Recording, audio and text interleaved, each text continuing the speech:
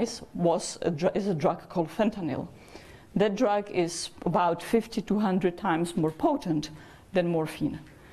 That also means that you can very easily overdose on it, and that for a user it's excruciatingly difficult to estimate correctly the fentanyl usage, because we're talking about splitting small amounts of the drug without hitting an overdose.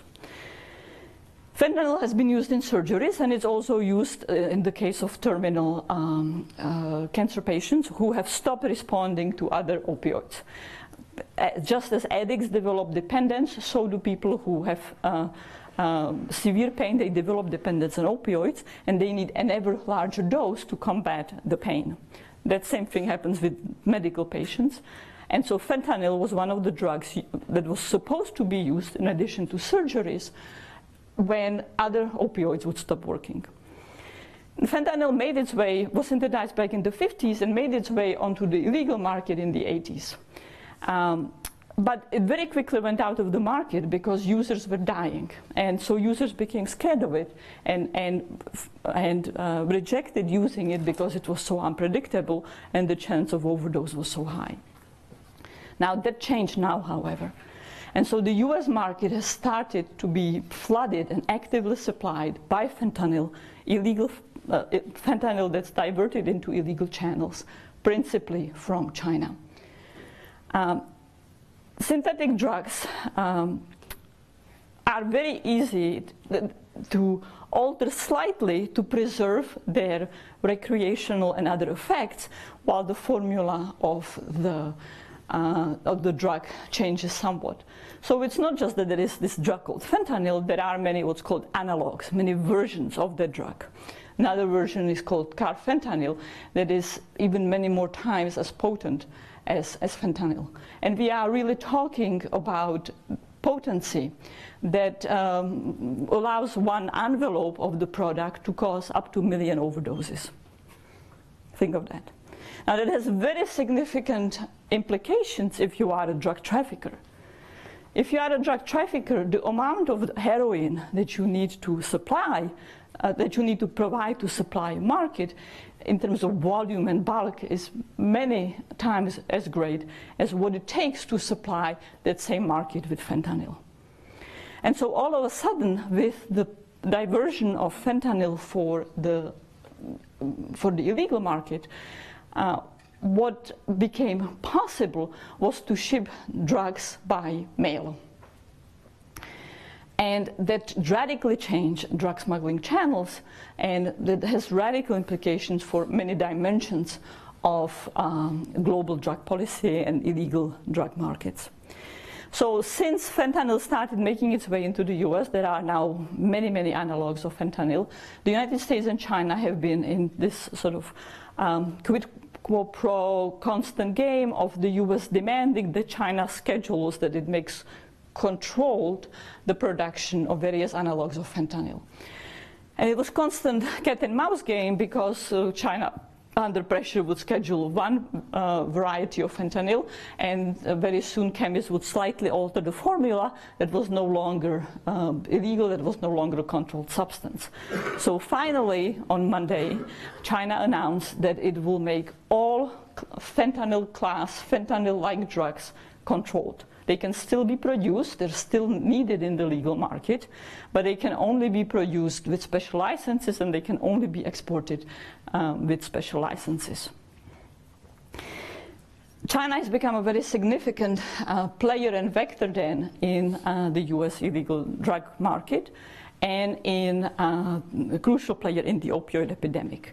The fentanyl deaths are now really driving the majority of the overdoses. And fentanyl is no longer cut just into heroin, it's being actively added into cocaine and methamphetamines as well. All of which has, again, boosted the chance for overdose for all these class of drugs, and makes it very hard for users to know how to use without causing themselves overdose. Because when a user buys drugs from a dealer on the street, they often really do not know what the mixture contains. How much of it, they might be told this is heroin, but they don't know how much of it is fentanyl. If it's a mixture of fentanyl and cocaine, what are the exact proportions? Now, the fact that China made this legal change does not necessarily mean that we will see a significant reduction of the flow of fentanyl from China. Beyond the regulatory dimension, China needs to start enforcing that market as well. And that's a very substantial problem. China has at least 5,000 pharmaceutical companies. Like in the United States, they are very, very powerful. They generate a great deal of jobs and great deal of income, which Chinese officials very much care about. China's key preoccupation is to be employing its population and reducing the number of people in poverty, including to maintain the political system that it has. So cracking down on big pharma comes with very significant political and economic costs. Beyond these 5,000 pharmaceutical companies, there are very many, perhaps in the tens of thousands of other chemical companies in China, all of which are also capable of producing drugs like fentanyl. Fentanyl and synthetic opioids are not the only class of synthetic drugs that can be abused.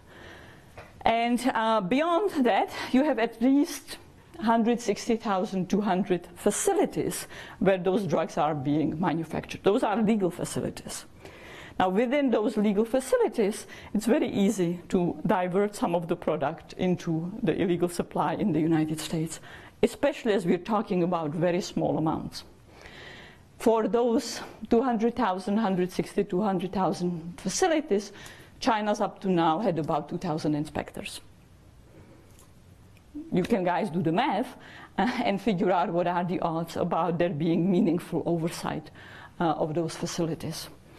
And so we are yet to see whether this legal move will then be translated into not just having the legal framework for enforcement, but crucially being able to deliver enforcement. But meanwhile, the rise of fentanyl has had effects in Mexico. All those very poor poppy farmers who from about 2015 through 2017 were investing and making income from poppy have seen their income crash. So in 2016, a kilo of heroin was, a kilo of opium rather I should say, was bringing about $1,000, $1,200, maybe $1,600 in Guerrero, in Michoacan. So a family that was very lucky could perhaps earn even $10,000 a year. Poppy farmers' income that was much greater than anything they had experienced. But now the price is down to about $250, $300 per kilo. Why? Because the interest in heroin has gone significantly down, with fentanyl being the real game in town. Nonetheless, even if China now starts having perfect enforcement and there is no more illegal diversion of fentanyl from China to the United States, will that dry up the illegal source of fentanyl in the US? And the answer is no. Other countries are already producing similar drugs and have very large pharmaceutical companies. Immediately, India comes to mind. Already some synthetic drugs like fentanyl are coming to the United States. Many more can come. The pharmaceutical industry in India is very powerful as ours, much less regulated than the pharmaceutical companies in the United States, with all the regulatory failures, and with all the same incentives of generating jobs and income in India, in the country of a context of poverty.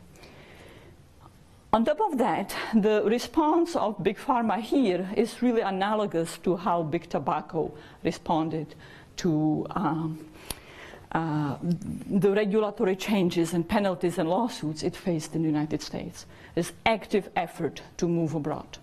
So Purdue Pharma set up its international branch called Mundipharma, and they are now active from Brazil to India to Hungary, Poland, Mexico, a whole set of countries where they are essentially trying to create a new analogous market. Exactly the same thing that happened with big tobacco. When big tobacco came to be regulated and penalized in the US, it actively hunted for a new market with new potential for vast addiction in places like China, Indonesia, India, and others. And US pharma companies are behaving exactly in the same way. Particularly, there is aggressive effort to create joint ventures with the Indians and to start supplying opioids throughout Asia and into Africa. What is particularly distressing and really quite an evil part of the story is that the practices that they are employing abroad are analogous to the practices, or in fact identical to the same practices that they deployed here. They are looking for doctors to start overprescribing drugs. They are lobbying the countries to change their laws on who can write medication. For example, in Poland, Mundipharma succeeded in a lobbying effort so that any medical provider, even a nurse, can write prescriptions for opioids, again to really create new addiction that they can feed. They're maintaining the same claims that these drugs are not dangerous, that they are not addictive, that because of the time release element in them, they will not cause addiction. We know that this is incorrect. We know these are false claims. At this point, they are not just claims that will inadvertently be incorrect. They are actually fallacious. Yet in many of these countries, the story is not known. And in many of these countries, there is a vast need to medicate pain, which is a crucial aspect and should be a crucial aspect of the provision of healthcare. So I want to allow at least some time for questions, but I just want to mention some of the recommendations that John Hawkins, Kip Humphreys, and I came up, not with how you deal with the addiction on the street. We can talk about that. We can talk about harm reduction, methadone maintenance, buprenorphine, all of which are fundamental. But how do you deal with the tough element? How do you deal with the better regulatory story of big pharmaceutical companies and the need to medicate the world of pain, what we call a world of pain, yet medicate it in a way that does not unleash the same catastrophic consequences abroad that have happened here? And sort of the first recommendation is that governments must really think very carefully about how to structure incentives for pharmaceutical companies not to profit from oversupplying and over-promoting opioids. And that is not easy. The latest twist on the Purdue story is not only that they knowingly promote the addiction, the drug epidemic, one of their responses was, aha, now we can move into the game of providing treatment medication, such as buprenorphine. So the whole intention was to profit both from the addiction as well as then from drugs that treat the addiction. So how do you move away, at least abroad and ideally in the United States as well, from changing this game, from the companies not profiting on over-prescription and over-pushing, over-promoting opioids? And so one of the very simple but radical recommendations we have is to ban for-profit companies from being allowed to sell prescription drugs for extended use at home. And in many parts of the world, like Africa, like Asia, where pain is under-medicated, deliver pain medication such as morphine via governments or via NGOs, but not allow marketing and not allow market to deliver those medications in the way it took place in the United States. That has many dimensions to it. It's not necessarily easy. You could imagine all kinds of collusion and perversion of the regulatory system between the NGOs and the governments and the big pharma, but at least it's a first step to start considering. treating people who are already ill, who are addicted, and many of whom will be chronically ill for the rest of their life, is fundamental, but it's not sufficient. Even in the United States, even today at the height of the opioid epidemic, we still vastly underprovide methadone. We still vastly underprovide buprenorphine, both medication for treatment, as well as drugs like naloxone that can reverse an overdose. But that's not enough. Getting away from the addiction in the first place by regulating big pharma is crucial.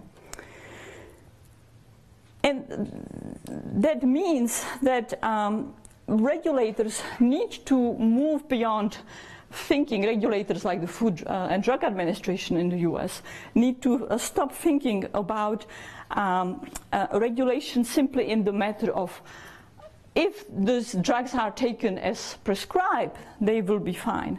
The point is that there is a very high potential that the drugs will not be taken as prescribed. And so the standard approaches to the way that a heart medication is regulated is not adequate in these cases. And finally, we should perhaps also talk, and that's a point I want to end before we can start having conversation, about different forms of penalties. So I mentioned this spate of lawsuits, and I mentioned the settlement in Oklahoma. That's still only $270 million for a company that makes tens of billions. And so perhaps we could start thinking of penalties in a way that penalizes for every overdose that's caused by the medication that the company supplied. That's not easy. There are very many problems. The company can say, well, perhaps the person had the first exposure due to oxycodone, but ultimately they overdosed on fentanyl with heroin. So it's not a complex way to devise that. And certainly there are ways to think about it. But having one-off penalties at levels that are in order of magnitude lesser than annual profits is simply not adequate, has not been adequate to change the behavior of big pharma in the US and the consequences and change the behavior in those companies abroad. Now, just to end the Purdue story, Purdue is now threatening bankruptcy as a way to avoid the litigation. But we have also learned that the Sackler family that was unsealed in the New York State Attorney case has moved tens of millions of dollars into other assets, so that when Purdue goes under, the family does not use massive wealth, and other assets have been moved into Mundi Pharma, which policies continue. So let me leave it here and then have a conversation with you about many dimensions of the story, whichever dimensions you would like. Please. Does the American Medical Association have a clear opinion of this crisis, and where's their stance? How do they articulate their position? The whole health community in general has been really catching up to the story.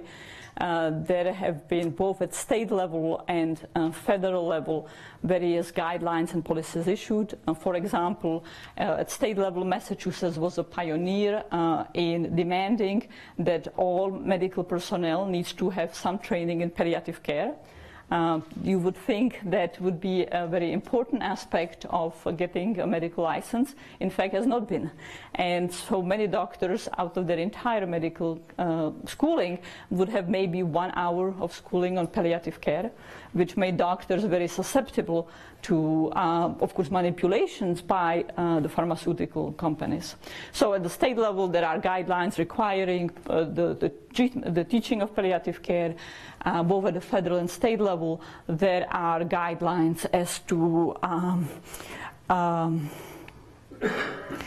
the amount of prescription, how many days it's safe to prescribe drugs like oxycodone, what are the conditions for which it should be prescribed, what are some of the procedures for which it would be prescribed.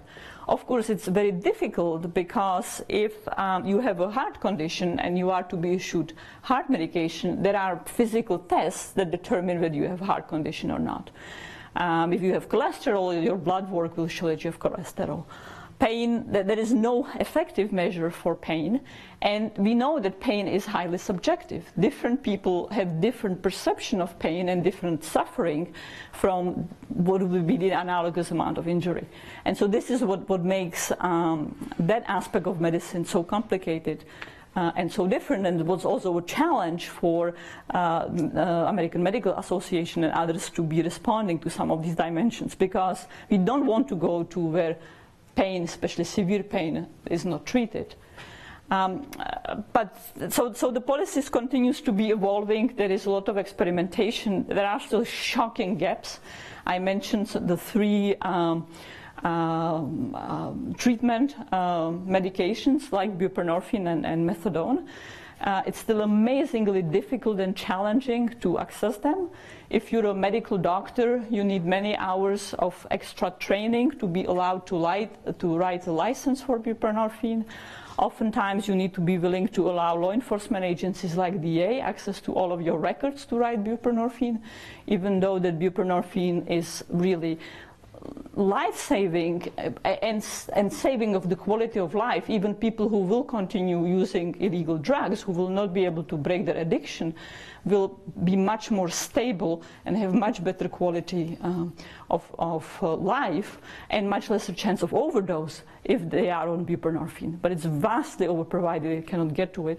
So one of the debates is, should emergency rooms be allowed to use buprenorphine? If someone is an addict, there's primary preoccupation is to stop experiencing withdrawal, or not to experience withdrawal, is to chase the next hit before withdrawal kicks in.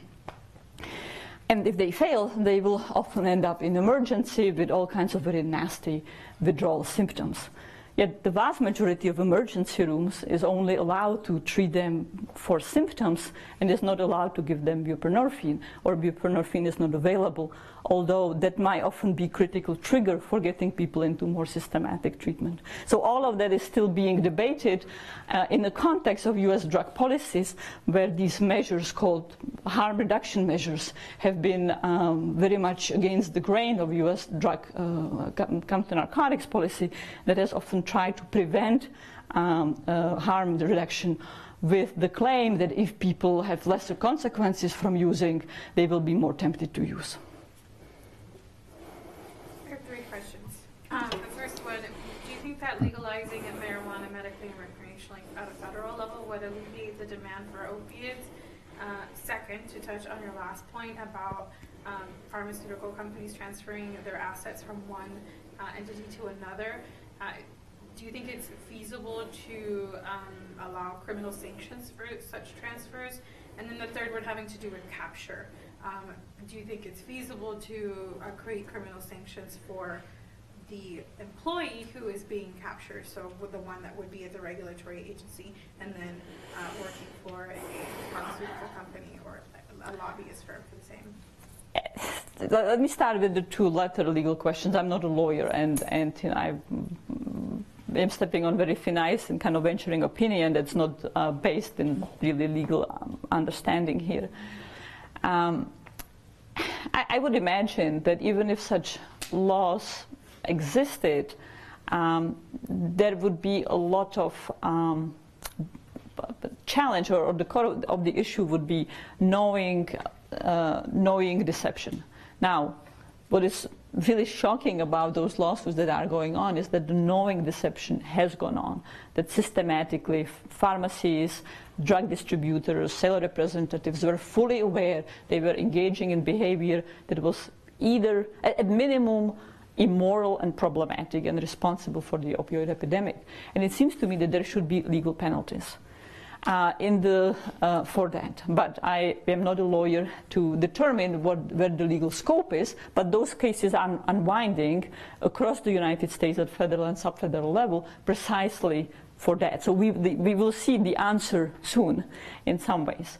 Now, let me just point out that if in the first 2007 case against Purdue, for which they settled in which they settled for $600,000, the three top executives who were being charged in those cases ended up with about 40 days of community work for death rates in the tens of thousands and many more addicted. Where if you are a dealer on the street and you're caught with small amount of heroin that you are dealing to partially support your habit, you will end up in US prisons for easily 40 years.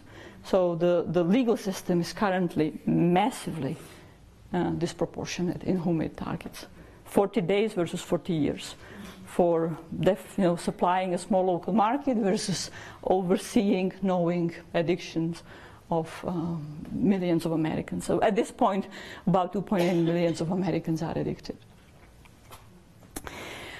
Your first question on the marijuana. Well, we don't know the answer. There is a significant move to use marijuana as a painkiller. Legal marijuana has been around for a while, even before full recreational marijuana kicked in. Nonetheless, a lot of the studies, a lot of the verdict is still out. I would imagine that might end up being a venue to consider for certainly chronic pain. I don't think that it is likely to be an adequate substitution for intense terminal or very intense pain, and it shouldn't be. For that we should have much better regulated but consistent legal supply. But the chronic pain is the big difficult area right now. So we know that if someone has cancer, terminal cancer, or even cancer, it's worth and crucial supplying them with legal opioids like oxycodone and morphine and other versions of it. We also know that if someone has a surgery and they go home with probably 3 days of supply of oxycodone, they will be fine. They will not get addicted quickly. It's dealing with chronic pain that's not severe, but that is very limiting and that's prolonged. And here is where there is need for innovation. I'm not a doctor. I am not a I'm not a researcher in pharmacological researcher to be able to give answer, but clearly we shouldn't be stuck in where we are. And so for some of that, medical marijuana might be inadequate, but I think we need many more very careful studies to be able to ascertain what is the real efficacy. And what's happening with many marijuana products today is they claim to have effects on palliative care, like for arthritis, but oftentimes there are just vastly different amounts of the chemicals of the drugs that medicate pain that people are buying. So if you go to marijuana store and you want to buy something for arthritis, whatever it says on the label, there's no guarantee that what is on the label is in fact what you are using. So the under-regulation, the severe under-regulation of the legal marijuana proliferating industry is in some ways analogous to the under-regulation story of the big pharma. The effects are very different, but in this case the effect might be that you are really being tricked into buying something that's not very potent, that's not very effective, or that can have many more recreational effects than it's supposed to have, right? So you have all kinds of products that are not supposed to give any recreational high, and when random testing has taken place, it has found that it has THC, even though it's claiming not to have. So we also need to much more diligently monitor and regulate the legal marijuana industry than has been the case. You might not be able to answer this, but how else can we treat pain if we take opioids? I cannot answer that. I think that there is need for much more innovation. There is need for much more medical focus. I can sort of give answers. How do we get to that state? One is enabling research.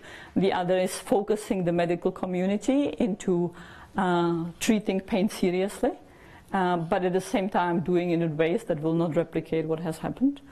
But I would also say that probably a very important element of that is focusing on mental health. that is excruciatingly underprovided in the United States and in the world, where our attitude toward mental health is to perhaps provide it very much in need basis, either to patients who are very mentally ill, or patients who can afford it, who can afford going to psychologists or psychiatrists for depression, mood disorders, adjustment disorders. But it's not systematically built in. There is still tremendous stigma. There are tremendous institutional, financial, other barriers. And we have a concept that for physical health, we have yearly checks-up from childbirth on. There's no such concept for medical health, either on the part of doctors or on the part of patients. And so both public health in general and pain and addiction, I would posit that mainstreaming and streamlining mental health into medical care provision would probably be quite fundamental as well. Do you think we should continue marketing pharmaceuticals directly to the public? Well, so I would answer it by saying depends on what pharmaceuticals, and certainly with addictive opioids, the sort of core radical heretical claim that Keith, John, and I made is that no, we shouldn't. That we should get away from the model. And I would imagine there is a whole other set of classes of drugs. Think of antidepressants. And no, I want to maintain very much the notion that we need to treat mental health very seriously, and lots of mental health requires pharmacological intervention. But I am not sure that this should be going, that the advertising should be going to the public, should be going to patients. Okay. Please. So I know you kind of mentioned about how intervention through, international agencies. Do you think there should be established like an oversight international body that kind of monitors like countries like India, say, that do not necessarily meet the standards that have been established in the United States? So there are international bodies. The most prominent one is the International Narcotics Control Board.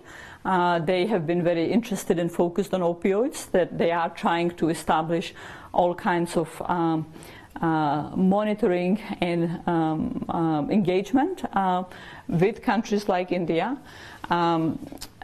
But they don't necessarily have any enforcement power. They can advise, they can provide technical assistance, they can encourage, they can pressure. Sometimes they can sanctions by putting countries on a blacklist, by highlighting their misbehavior.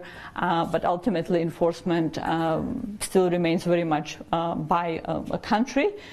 Or in some cases, the United States could apply its economic sanctions in terms of enforcement. I have the terrible job here to bring our formal part of the evening to a close. Let me thank you, Rhonda, for informing us on a very important and needed topic.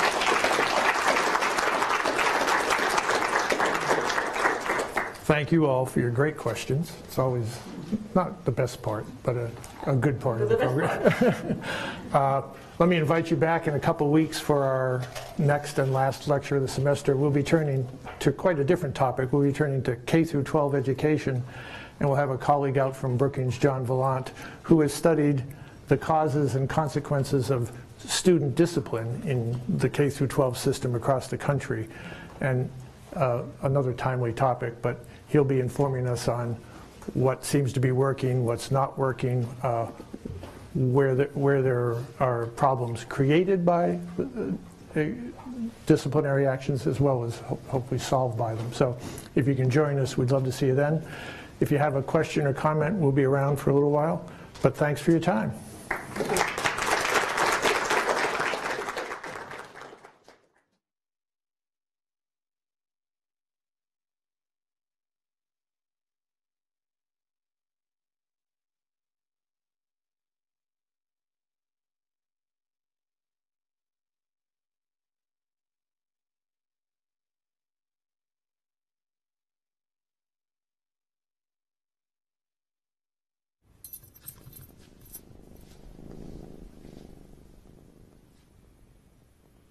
There's a shelter pet who wants to meet you. Meet one today. Visit theshelterpetproject.org. Adopt. Hello, I'm Michael Naft. Outreach and constituent services are among my top priorities as your representative for District A on the Clark County Commission. Several state legislators are joining me in hosting a series of informal meetings with residents to hear your concerns, provide information, and discuss possible solutions.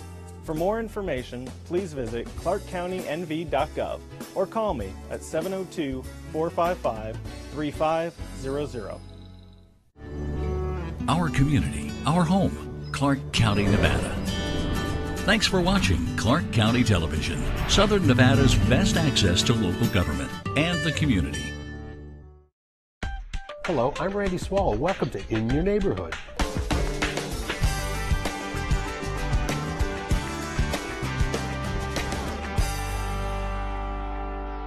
For the next half hour, we'll talk county issues and District F issues with a man who represents the area, your Commissioner, Justin Jones. Good morning, Commissioner. Thanks, Randy. Appreciate the opportunity to be here. Excellent. We're here at the Chinatown Plaza on Spring Mountain Road in District F. District F is one of the largest commission districts, stretching from the central part of the valley west to Red Rock and Blue Diamond. Other rural communities in District F include Sandy Valley, Good Springs, and Jean. Here's a quick look in your neighborhood, District F. District F is home to the newest downtown in Clark County, downtown Summerlin. The county's largest master plan community has developed a couple million square feet for dining, shopping, entertainment, and more in a mixed-use, fully walkable marketplace. Other major game-changing private businesses choosing to slide into District F include the swimmingly successful Wet n Wild Water Park. And expect furniture fans to flock to the iconic blue and yellow behemoth IKEA store near the 215 Beltway in Durango, a Swedish-designed retailer that is the world's largest. And another master-planned neighborhood, Mountain's Edge, continues to rise in District F. Thousands of residents now enjoy recreating at Phase 1 of the newly opened Mountain's Edge Regional Park, with some of the coolest facilities in town. Desert Breeze Regional Park continues to be one of the best with an indoor-outdoor aquatic center and hundreds of acres of green space and more. And the rural portions of District F include Sandy Valley, Blue Diamond, Good Springs, and Jean, lending a slice of the slower lifestyle compared to the fast-paced urban growth for residents and businesses in District F. Commissioner, this is the Las Vegas Chinatown Plaza. This is basically the epicenter of Chinatown. About 25 years this place has been here and part of District F. Why did you bring us out here today for District F? Well, I think it's an exciting time of year. We're celebrating the Year of the Pig. It's a Chinese New Year, so I figured what better time to be down in Chinatown Plaza than right now. And again, everyone seems to know this place with the pagodas and roof tiles and everything like that. And what the county has had a good relationship with Chinatown and with the people here in this area. Well, I think Spring Mountain right now is just booming. You've seen Lotus down the street as the first true residential high-rise development down here in the Spring Mountain corridor. We've worked very closely with the folks here along the Spring Mountain corridor to continue the development down here. It's just hot. This is a place to be right now. I'm not sure how much you know about this, Commissioner, but the county entered into the Chinatown Overlay District in 2005. So what does that mean to the folks that live here and as well as this district? Well, look, our Asian American community is vital to the vibrancy of Southern Nevada. And I think this is really a meeting place for the community, but also a place where folks can come and have a great meal, try a new cuisine, and do fun things on the weekend. It's a little bit different in some ways, as the owners here have been telling us. This is also the Asian Pacific American Cultural Center, so you will see some sorts of businesses that will never be here. And what does that mean as far as, just as far as that goes? Well, I think it's an opportunity for people in the community to participate in cultural activities. You'll see, obviously, during the month of February, a lot of activities surrounding the Chinese New Year, but there are activities that go on all year long, and it's an opportunity for learning in our community. We keep saying Chinatown, but obviously the Asian population in our community is burgeoning. In fact, one of three, our ballot is in Tagalog, which appeals to the Filipino community. And how big is our Asian community? How important is it? Well, I'm fortunate. I have in District F, we have the largest Asian American community in Southern Nevada, and it is critical to our community here to have that kind of diversity. One of the difference between the Asian American community and the Hispanic community is that language is really, I would say, a barrier when first-generation folks come here, and that's why we're trying to do a better job in terms of outreach to make sure that we have resources that are in multiple languages. Obviously, there are a variety of languages in the Asian American community, and making sure we have that resource. One of the things that I wanted to note is we haven't had very good diversity and representation at the elected and appointed level from the Asian American community. So one of the things that I had set out as a goal when I joined the commission was to make sure we had that representation. And so my planning commissioner is Vietnamese, and I have appointed members of the AAPI community to both the Spring Valley and the Enterprise Town Board. What needs to be done, or what needs to continue to be done in this area to promote good growth? Well, I think it's making sure that we provide those resources. I know one of the things that Commissioner Segalum and I are going to be working on in the very near future, there was a commission a while back that was sort of the outreach between the county commission and the AAPI community. And so that sort of went by the wayside, and so we're going to try and bring that commission back, make sure that we get that input from the community. And I know one thing that the Asian American community has really been asking for and looking for is a true cultural center where people can come, maybe if they have a language barrier, to learn how they interface with different government agencies. And so we're looking at opportunities to do that here along the Spring Mountain Corridor. Commissioner, let's shift gears a little bit. I know that the homeless population is obviously always on the burner, and some legislative bills coming on. Sure. We'll talk about that in a little bit, but I know you've recently suggested that, of course, the City of Las Vegas and Clark County really needs to roll up their sleeves and work together to combat this problem. Talk a little bit about that. Absolutely. So I know historically there's been some personality conflicts between the city and county at times, and I think we need to set that aside. If you're on the streets, you don't really care whether there's a personality conflict between an elected commissioner and an elected city council person. You're just trying to find somewhere to sleep. It was below freezing here yesterday, and I feel for the folks that are out there on the street and don't have a place to stay.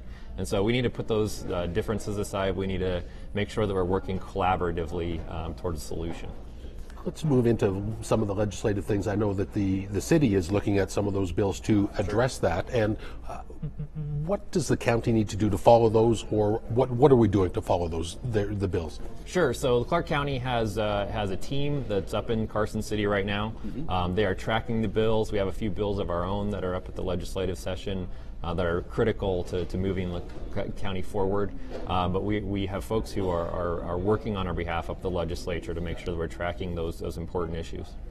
Let's talk specifically about Assembly Bill 79, which will allow us quicker recourse to address abandoned buildings and delinquent property. What does that mean, Commissioner? Well, I think that we have some areas of town that are a bit dilapidated, and there are some barriers right now to be able to address those issues. And so passing a bill like that will allow us to get in there and make those changes, so it's not a blight on the whole community. One that I was surprised to see that you talked about was Senate Bill 127 that could possibly expand the county commission from 7 people to 9 people. Obviously, that isn't going to happen overnight, but what are your thoughts on that one? I think that it would have to be a sort of a long-term study. I think that there would be some growing pains. There are only 7 county commission offices in the current building, and so we would have to figure out how that would happen, and we have to see what the real need is. Again, there's this interesting dynamic here in Clark County. In most places, it's an incorporated city that is the sort of the primary interface between people in the community. Here, you have districts like mine that are 95% only in unincorporated areas. And so you can't, if you're in my district, call up a city council person and ask for some constituent services or find out how you deal with stuff. You have to call my office. And so that puts a different burden on districts that are mine that are growing and in unincorporated areas than it does in some of the more the older neighborhoods that are in the incorporated areas. You're obviously very well versed in what goes on in legislative sessions in Carson City, having spent a winter up there a few years ago. Yep. What can you bring from your days as a state senator to the county commission? Well, I think it's in every elected body, you have to be able to work with other people. And I'm fortunate that while I was in the legislature, I got to work with half of the county commission. So I got to work with our county commission chair, Marilyn Kirkpatrick, and also with former Senator Dick Segerblum while I was up there. And so bringing that collaboration, working across party lines, working across differences of opinion and geography is critical to the Clark County Commission. I know later in February, in fact, one of your colleagues, new Commissioner Michael Naft, you and he are having a joint town hall, yep. And of course you have contiguous, despite A&F not being really contiguous, you do have commission districts. Talk a little bit about what you expect to accomplish in that meeting. Sure, both of us are very interested in getting to know our community more. We both share both the enterprise and town boards. We're about half and half on both of those areas of town. And so this is an opportunity to open the doors and make sure that people who have interests, who we've never met before, can get out there and talk to us face to face. Is there anything so far, Commissioner, in your first couple months on the job that has really surprised you about Clark County that maybe you didn't know, or some issues that you must tackle at the county level? I don't know if it surprised me, but I got to participate in an event last week where we honored the people that have worked at Clark County for 5, 10, 15 to 35 years. And I have to tell you, it's fantastic to work with the amazing folks over at Clark County who day in, day out serve the people in this community. I know you also were at the Desert Diamond at the ceremony back in December, and that will continue to evolve and people will be playing ball there very soon, and going to be an amazing public art sculpture there as well in District F. Yeah, we're excited about it. I happen to live in Mountains Edge, so it's literally about half a mile from my house. And this is going to be a truly world-class facility.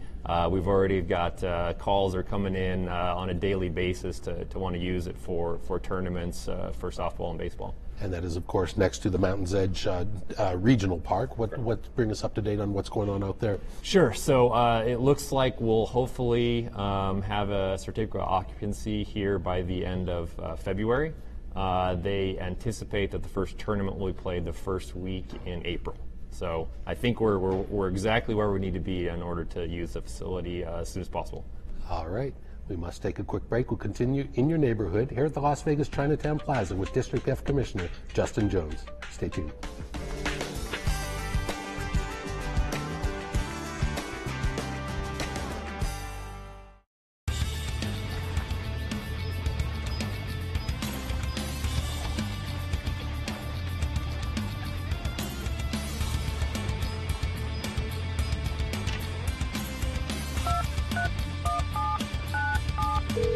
Thank you for calling the Jury Services Office. You haven't really lived until you've had a hand in justice. Serve on a jury. Be sure to respond if you get a jury summons and play a role to ensure that justice is fairly served. I think I'd be locked up right now if it weren't for the harbor. Fighting drug or alcohol use and changes in behavior are all warning signs that a youth may need help. I got in a fight and got expelled from school, and my mom took me to the harbor for help. The harbor is a safe haven for troubled kids and their families. The goal is to give them resources so problems don't escalate. We know kids in crisis can become adults in crisis. Prevention and early intervention work. They helped me get my life back on track. Sometimes you just need a fresh start. The harbor offers hope and second chances. District F is home to the Desert Breeze Regional Park Recreation and Aquatic Centers. With 119 acres, Desert Breeze is the second largest of all county parks and includes places to play nearly every type of team sport. The Aquatic Center offers indoor swimming and classes year-round, and the outdoor pools are open during the summer months. The Rec Center offers a variety of classes and programs. The gymnasium and workout facility are well-utilized places for sports and fitness. Desert Breeze is located at 8275 Spring Mountain Road in District F. And speaking of District F, we're just a few miles down the road at the Chinatown Plaza, talking with your Commissioner, Justin Jones.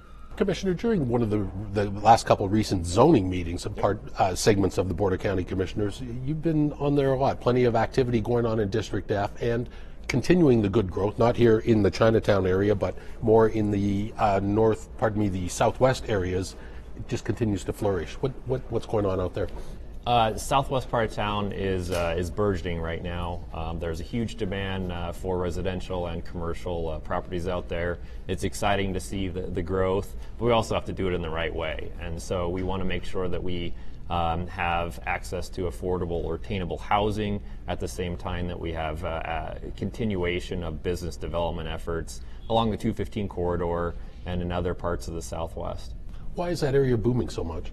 Well, I think part of it is just land. There are not that many areas of Clark County where you can still build. And there are still parcels out in the southwest part of town, but I think it's also the access. I mean, for my house in Mountain's Edge, I can get to the airport in 18 minutes. And it's pretty amazing to be in a city of 2.2 million people and be able to get to the airport from a suburb in that short period of time. So I think we're pretty blessed out in the southwest to have truly great access to everything.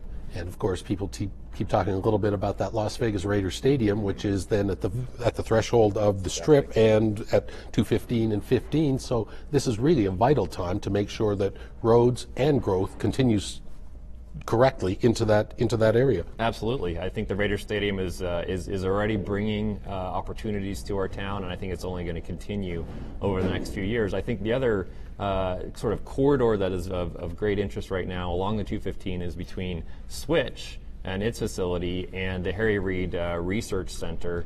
I think that's really going to be a prime technology corridor for the future, and I'm really excited about the opportunities over there. Talk a little bit about Switch, what they mean to our community, and what they mean to District F. Sure. I mean, Switch is an international leader in providing data warehousing services. They were able to take advantage of some pretty amazing technology and have only managed to continue to expand their operations where they are, but also expand around the nation as really a model of how to do secure data warehousing.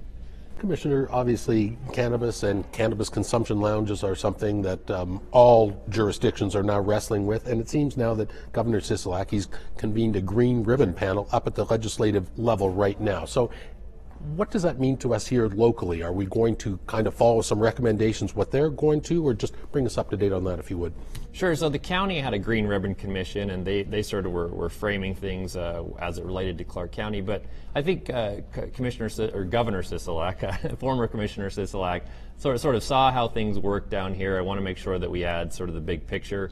And so the commission that he has appointed will look at these issues more broadly. And I think the most important thing is that this isn't a commission that's going to sit around for 3 years and then maybe make some recommendations. He's given them very firm deadlines so that the jurisdictions, both City of Las Vegas, Clark County, and jurisdictions around the state all have some guidance as to what the best practices are, and so that we can be on the same page. I think it only makes sense to coordinate with the cities on how we're going to address this issue.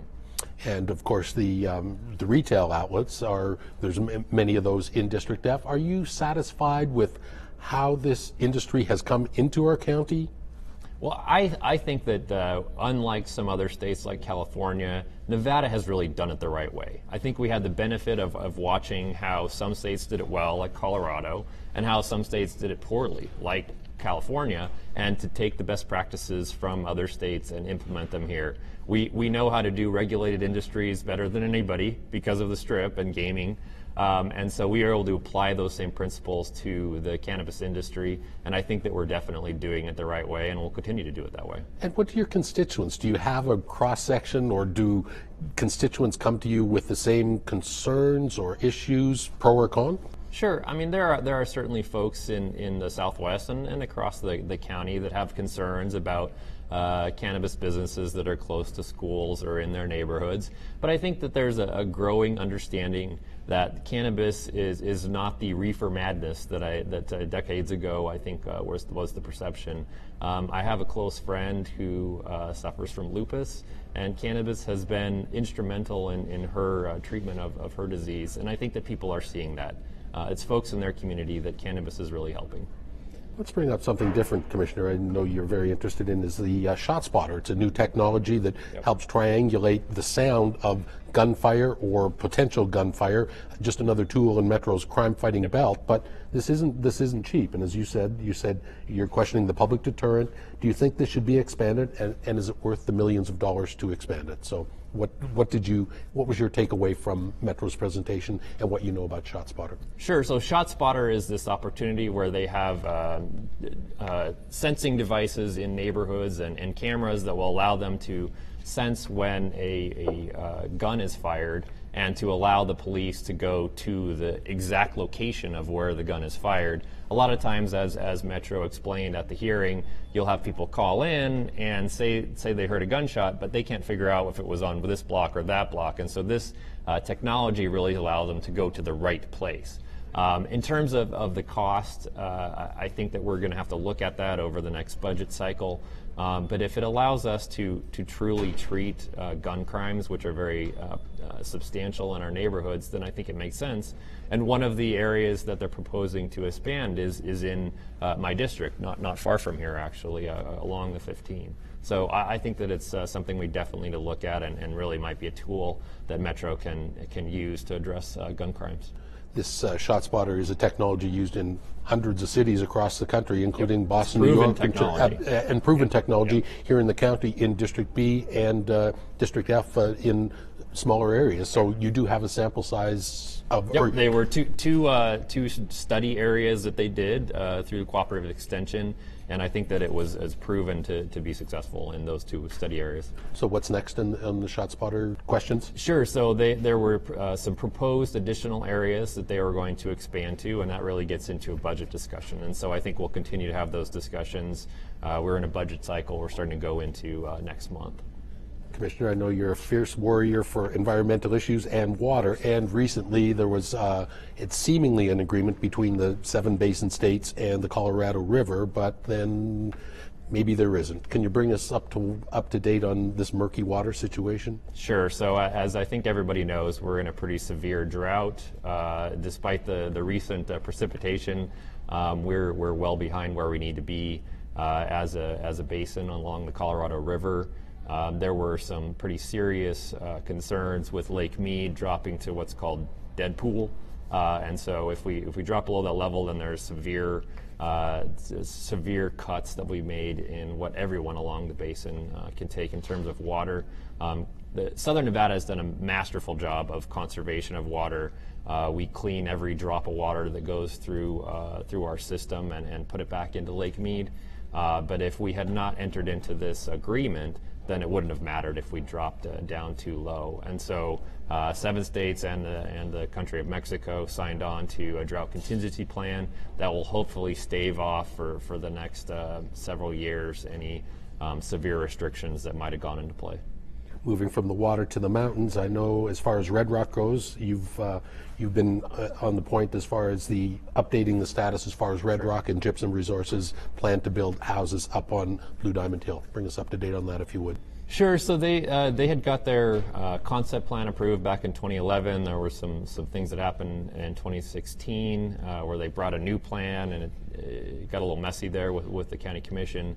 But they proposed to move forward back in December of last year, pushed it off to January, and then in January, after discussions with some of the county commissioners, they said they would come back in 90 days. And so we'll see what they come back with in 90 days.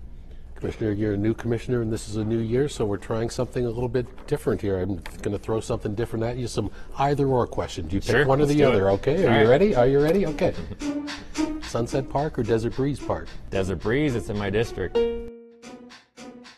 UNLV basketball or UNLV football? I'm going to go with basketball. My wife is a diehard fan from the Tarkanian days. So. The Vegas Golden Knights or the Las Vegas Aviators? Ooh, that's a tough one. I go to a lot of the Golden Knights games, but the Aviators are coming to my district, so I got to go with the Aviators. Okay. Commissioner, I know you're a very active, athletic person. Running or biking? I have to go with running. It's still my love. I can walk out my door any day of the year and go running. Mount Charleston or Red Rock?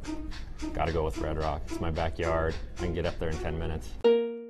And I know you are a big fan of avocado toast, so Makers and Finders or Publicas? They're both delicious, and I go to both of them all the time. I'm very diplomatic. We must take another short break. We'll continue in your neighborhood with District F Commissioner Justin Jones. Stay tuned.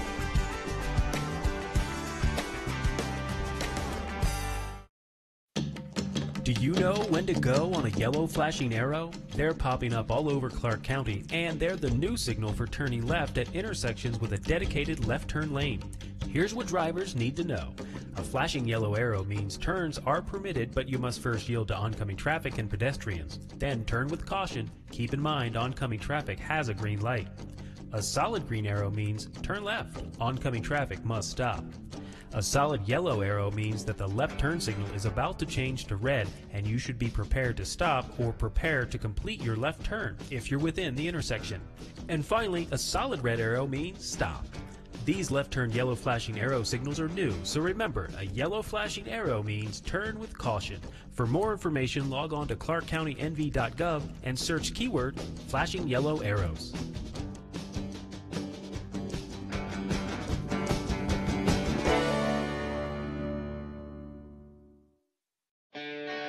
District F is home to much of the master plan community of Summerlin, including the constantly evolving downtown Summerlin.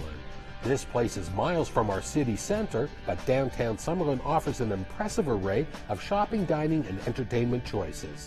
The City National Bank Arena is the home and practice facility for the National Hockey League's Vegas Golden Knights and for thousands of amateur skaters and hockey players.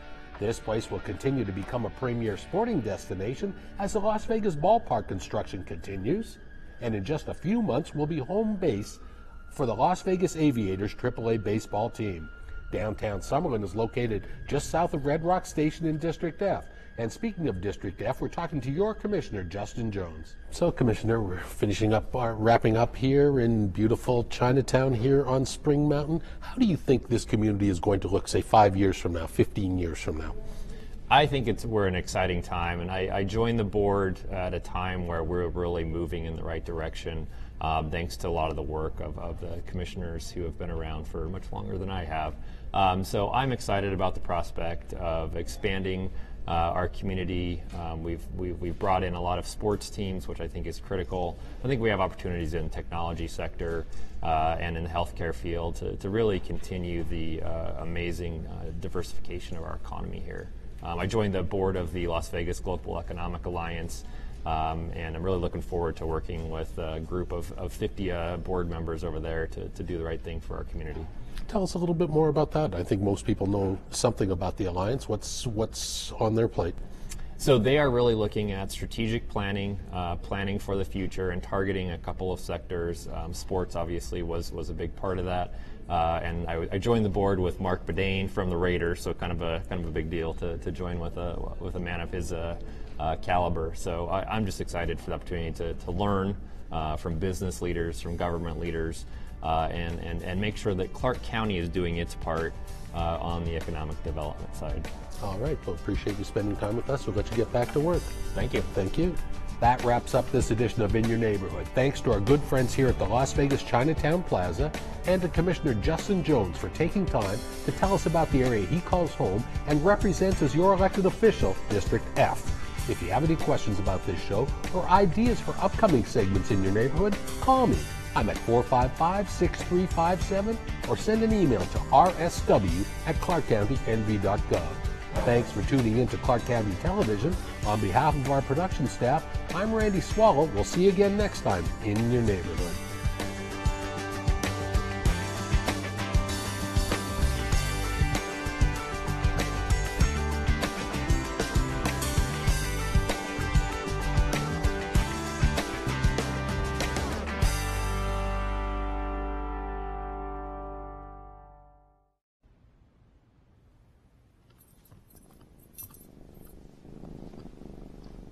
There's a shelter pet who wants to meet you. Meet one today. Visit theshelterpetproject.org. Adopt.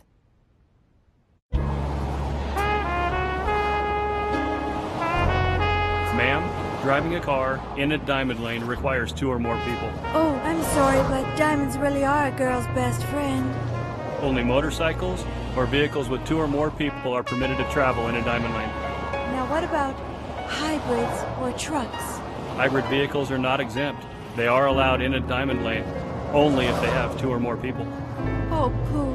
Now where's a girl gonna find another person to share a ride with?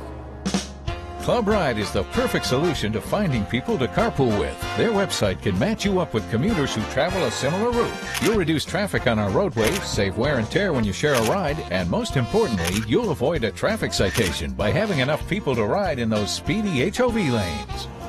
It looks like someone visited the Club Ride website. That's right. These diamonds really are a driver's best friend.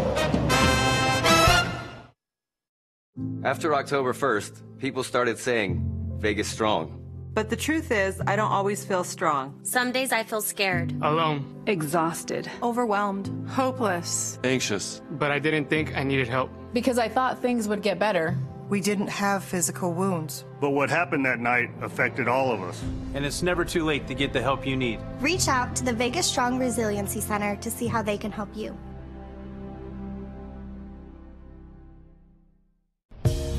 You're watching Clark County Television. Straight ahead on UMC Digest, we'll head into the classroom for a stuffed animal clinic, learning what happens when Jeffrey swallows a penny. Also, how this robot can perform surgical procedures more accurately than even human hands. And how you can help save a life by knowing exactly what to do in an emergency. The UMC Digest starts right now.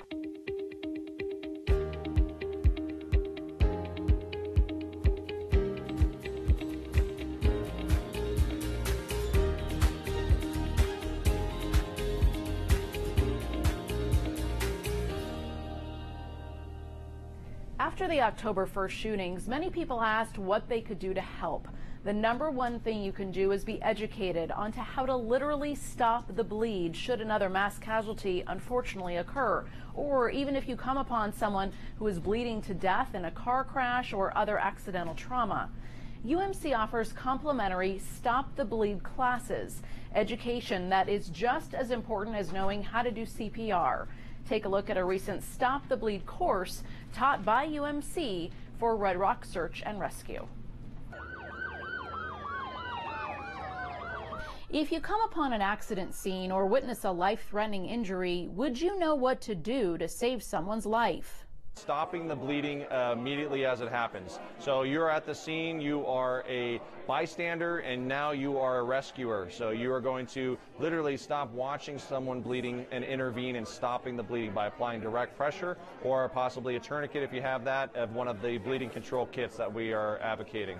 Knowing what to do before someone is literally bleeding to death in front of you could save their life. Calling 911 at that time as the blood's pouring out, it's not going to save their life. It's just not. There's not enough resources, not enough time. These guys are great and could be there in a few minutes, but it's not going to happen. A tourniquet placed appropriately will stop the bleed while emergency help arrives. And the whole concept of tourniquets and bleeding control is to apply the tourniquet above, more what we call proximal or closer to the heart from the bleeding source. So if the gunshot wound's in your thigh, you obviously want to apply it higher than that to prevent the blood that's coming out. That's hurting. What are you doing? It's supposed to hurt. Oh, okay. That means I'm cutting off the... Oh, okay. That means you're not going to die. It's killing me. I'm super glad about that. That Okay. means you're not going to die. All right. I haven't encountered a time when I would need to use this yet, but you know what? You never know. You never know when you might. Right. And the thing is, we train for all kinds of scenarios and eventualities, and so that we'll be prepared to help anyone that we might come across. How do you know you put the tourniquets on correctly? The bleeding stops. During the Stop the Bleed course, participants also learn how to pack a wound.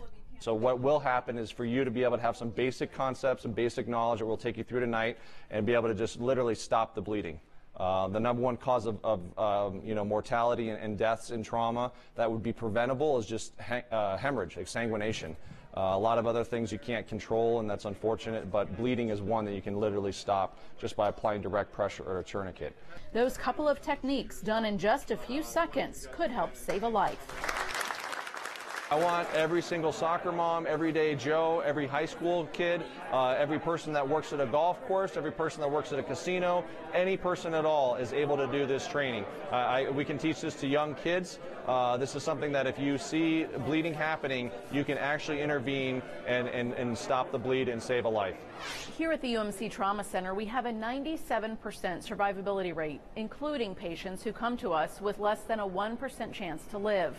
We are very proud of those statistics and also aware that even with the best of medicine, sometimes patients are given a life-limiting diagnosis or, despite best efforts, are on a journey to the end of their life. UMC's integrative therapy and tranquility program helps to make those moments more comfortable for patients and their families. A little bit. Where are you feeling that? In my stomach. Your stomach? At UMC, healthcare is about more than medicine and procedures. So let's not talk about the treatment part anymore. I just want to find out how you are. UMC's palliative care and integrative services takes our treatment pathway to a new level. We're not just going in, just pushing some meds and leaving the room. We're with the family, we're bonding. You find out the whole, for me it's holistic nursing because I'm a holistic nurse as part of the Tranquility program too. So I like to think of the whole family. So when you go in and you're working with the family and finding out what was that person like, what were their goals, what did they want, what was important to them, who's their family members, who's at the bedside with them. It guides the family basically with their end-of-life choices. I mean, a lot of family doesn't know where to go. Most patients come in, doesn't have advanced care planning, doesn't have a living will, and they just listen to maybe one physician or a couple of the residents. Having Dr. Estrada and their team come over here, pretty much explain what's palliative care, what's hospice. It's really needed. I mean, I'm glad that we have it here at UMC. Patients with life-threatening injuries or life-limiting illnesses such as cancer, dementia, cardiology, or stroke issues that come along with burdensome symptoms can all benefit from palliative care. The frontline teams are really great at having those discussions. They talk with families. As most of us know, when there is difficult news that is coming up, sometimes you hear a little bit of the news or parts of the news, or you just need some sort of gentle reinforcement. So we are the second line team that comes in to support the frontline team's assessment.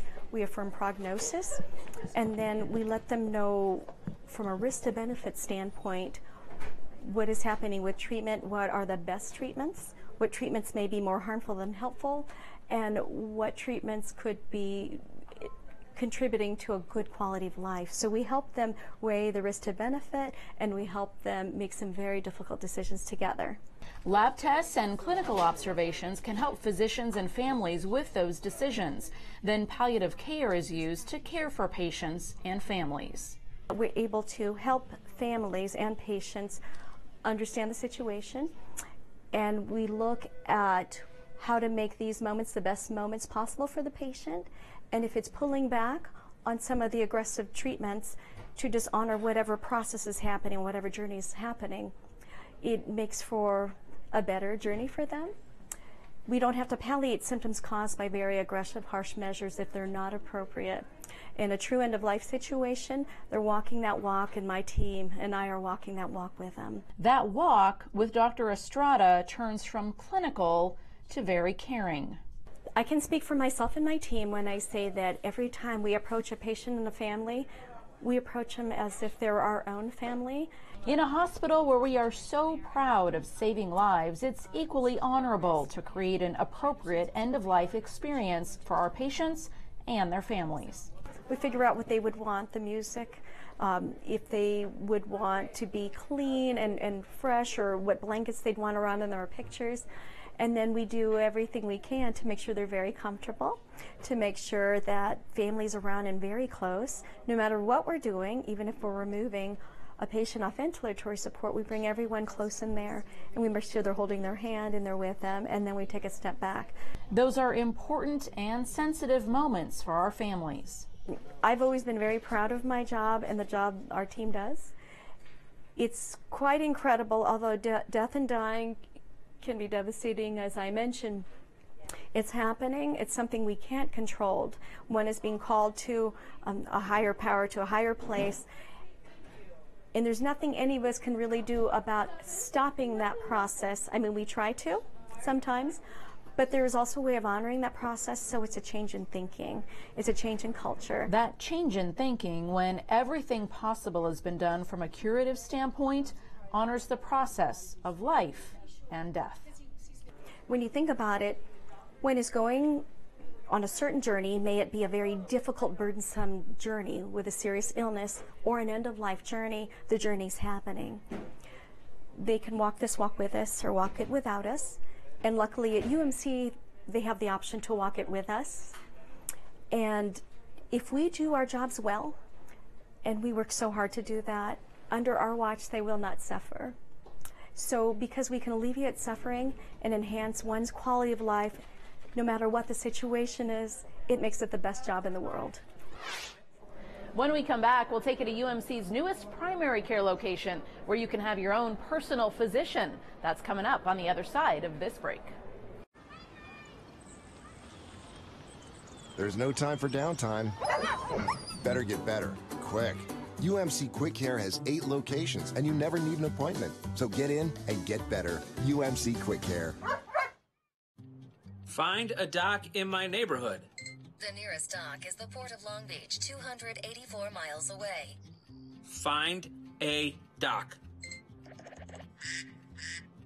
Doc! Calling Doug. Finding a family doctor in your neighborhood is as easy as visiting a UMC Primary Care. Locations valley-wide, there's one near you. Find nearest Thai food. Typhoons occur in the North Pacific Ocean.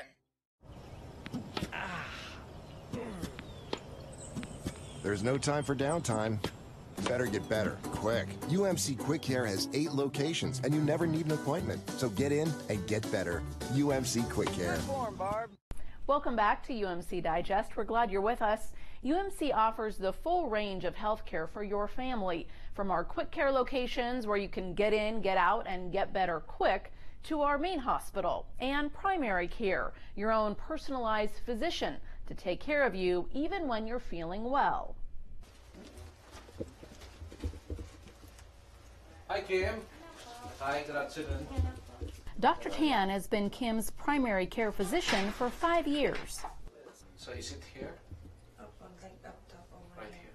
Primary care physicians serve as the overall director for your health. The primary care is the one who would treat the patient as a person rather than a disease. And preventative maintenance, just like you do with your car, is key to your overall function and health. Let's give an example about the 50 years old and above. So everybody, as in everybody, when they reach 50 years of age, needs colonoscopy. All female, when they reach the age of 40, they should have a screening mammogram. Blood pressure screenings and cholesterol checks can help catch the signs of cardiovascular disease before it's too late. They are making a gamble in their health. That's certainly. If you are not seeing your primary care, then you are missing the benefits of a health screening. Sharing your medical history, having up-to-date screenings, and yearly visits with your primary care physician helps build a meaningful partnership in your overall well-being. Patients can feel when they can trust their provider. Their demeanor, the way they interact with you. When you say things to your provider and then they pull through with their promises that I'm going to do this for you, I'm going to help you get to your goal in terms of your health. When everything gets fulfilled, I think that's how you build that bond. A bond that has helped keep Kim healthy for years. Dr. Tan always sits with you, always, make sure that before you leave the door that we both understand that this is our goal, we're both going to reach it. And you agreed, you put your opinion, I put my opinion, and then it's a collaboration between the patient and the doctor. UMC's new electronic medical record called UMC Connect helps you further stay connected with your health. You can easily view lab results and upcoming appointments.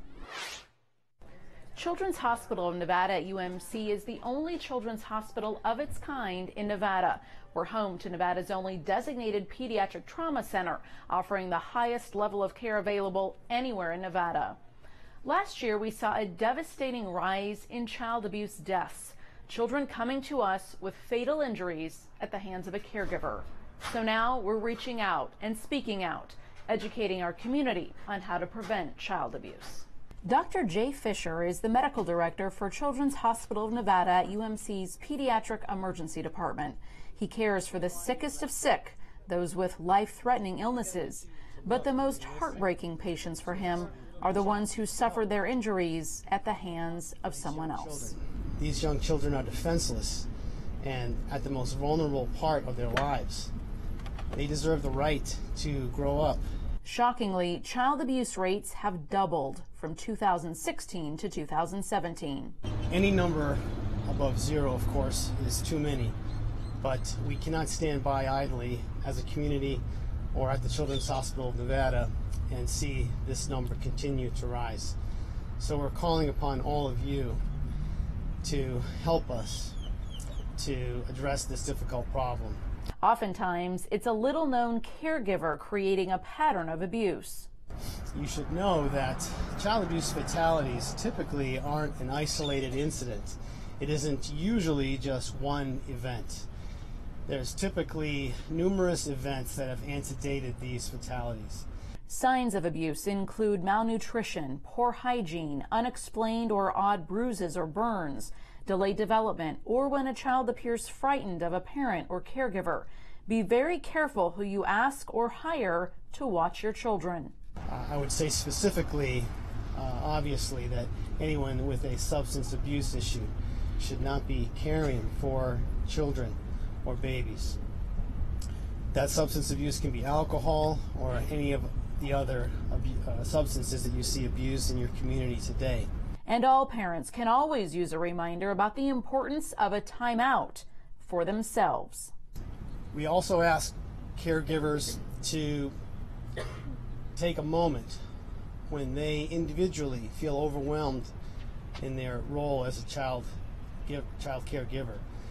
We all here at UMC are mothers and fathers and aunts and uncles of young children. And we know that raising children is a 24/7, 365 enterprise. And that these stresses can make each and every one of us, no matter how strong, have points of weakness. We ask you to pause during those times and step away so that you don't become embroiled in a situation that could lead to a child death. When we come back, we'll head inside the OR for an up-close look at the Da Vinci robot. That's coming up on UMC Digest next. You never know when you can't really see whoops, coming. And sometimes you just can't avoid the old. Life is full of surprises. So when life pulls up, get to UMC Quick Care. For life's bumps and breaks, sneezes and wheezes, one of our Valley locations is ready and waiting to save the day. So you can get in, get out, get better, quick. UMC Quick Care. Mom, we're out of cereal. Can I go to Jennifer's tonight? No, you said you were going to take me to dance. There's no time for downtime. Better get better, quick. UMC Quick Care has 8 locations, and you never need an appointment. So get in and get better. UMC Quick Care. Welcome back to UMC Digest. UMC is home to the most advanced surgical technology with robotic surgery that allows for faster recoveries and better outcomes. Now UMC is one of the only places in the West to offer robotic surgery for children. This is the Da Vinci robot, capable of performing surgical procedures at the hands of a skilled surgeon actually sitting steps away from the patient. One of the nice things is when you put your head into the console is actually when the robot gets activated. So if I'm out here talking, the robot's not going to do anything, even if my hands are here. And when a surgeon is at the helm, surgical procedures can be done with shorter hospitalizations, less pain, and less pain medication for adult and pediatric patients alike. The Da Vinci system translates the surgeon's hands at the console to very precise and fine movements on the patient. And by doing so, that decreases the tremor, decreases any abnormal manipulation, kind of increases the efficiency of a surgery. Which all leads to decreased complications. So we're less bleeding, less inadvertent injuries to other structures, the ability to do more complex surgeries with the robot in more precise fashion. Removing pancreatic and lung masses and kidney transplants can all be done robotically. Compared to open surgery, there's no comparison. The open surgery, you have big scars. And UMC is one of the only hospitals offering this caliber of surgical care for younger patients. 2 local Las Vegas families have gone above and beyond, donating so generously to Children's Hospital of Nevada at UMC. Jerry and Jenny Shear know too well what it's like to have premature babies in the neonatal intensive care unit, and it was important for them to give back.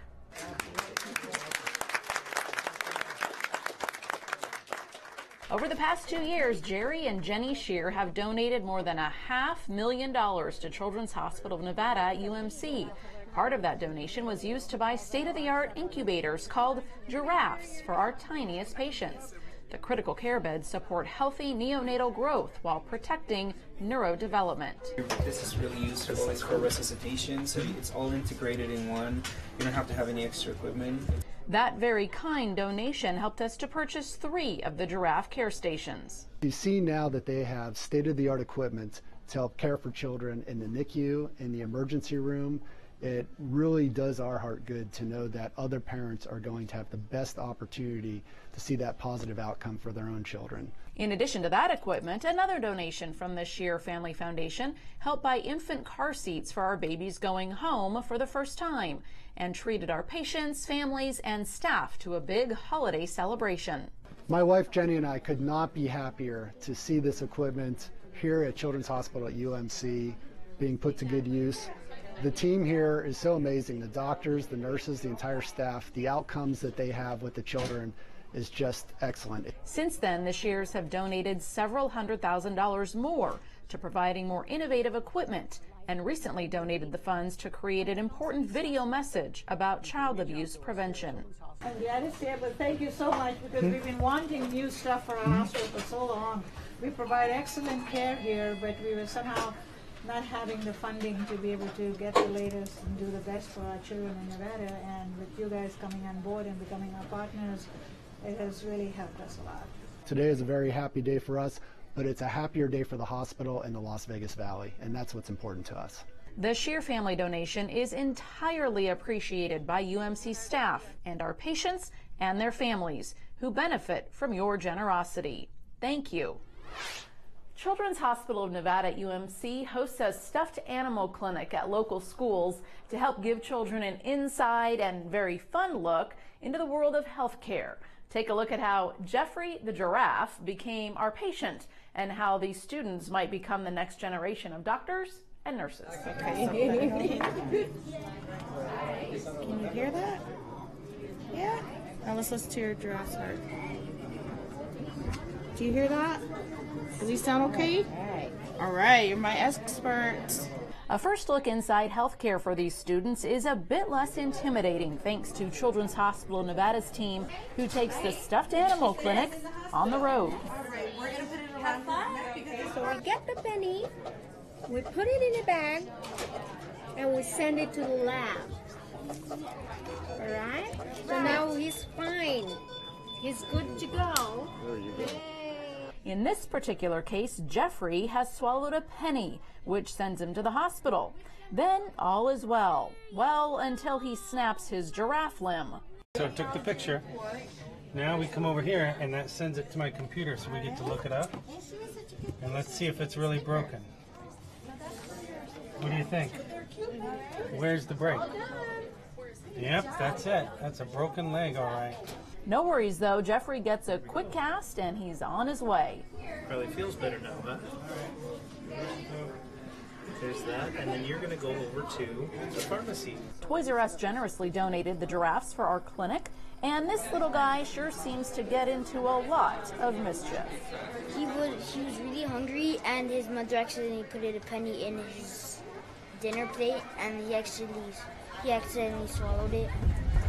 And now he needs to go to the hospital. We're hoping to introduce the kids in their own little atmosphere to the healthcare.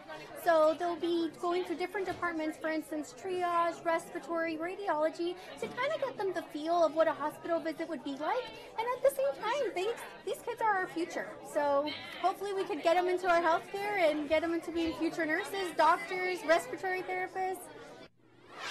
Thank you for joining us for this edition of UMC Digest. For more information on all of the stories you've watched, please head to our websites. We have two of them, umcsn.com and childrenshospitalofnevada.org. You can also find us on social media.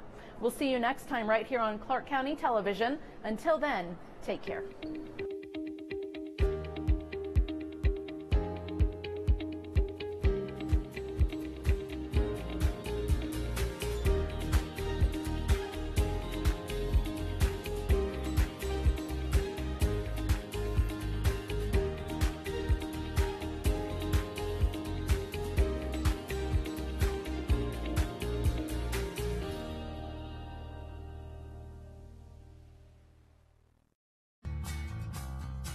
Welcome to Club Ride.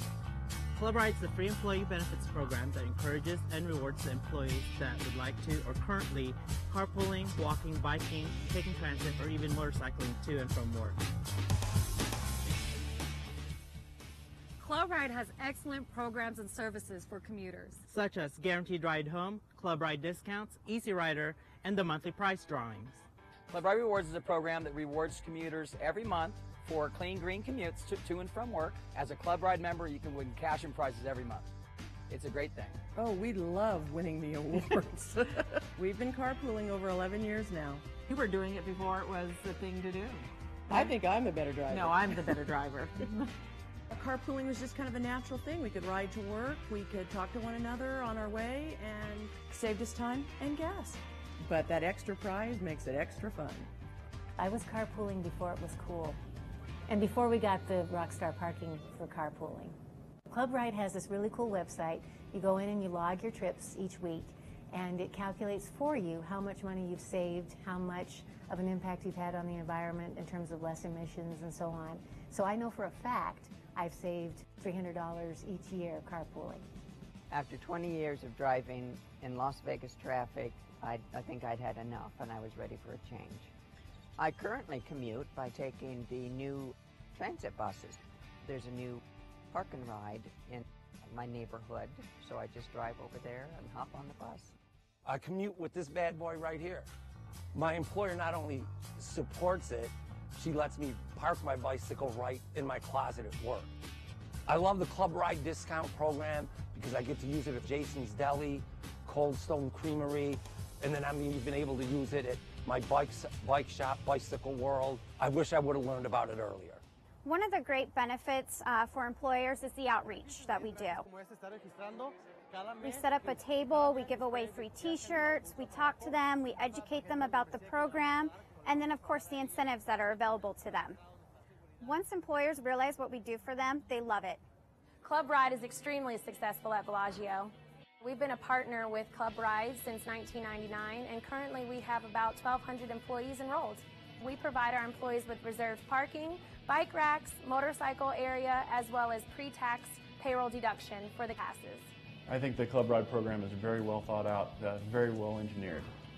Cox is really committed to being a Club Ride partner. We have swipe machines at every entrance where employees can log their commutes. We also have bicycle racks. We have the ability for employees to work compressed work weeks and flexible schedules. And we have pool vehicles that are available for those employees that commute who need a vehicle to use to visit a customer or to go to another office. Having a strong commute options program is really important to the city of Henderson. Currently, we have over 400 of our employees that are enrolled in the Club Ride program. We have lots of prize winners every month, and I really make a big deal about it. I hand deliver all the prizes. They're just really excited, especially if one of the other employees sees that they're getting this prize. That kind of motivates them and they want to be part of that. I'm Joan with Cox Communications. I'm proud to be a carpooler, and I think you should be too. Less traffic and cleaner air, and that's a good thing.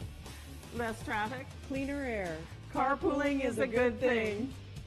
I'm Joey over at the Rio, and I love being a Club Ride member. I'm Bill with Cox Communications, and we're a proud partner with Club Ride. Commute options are a good thing.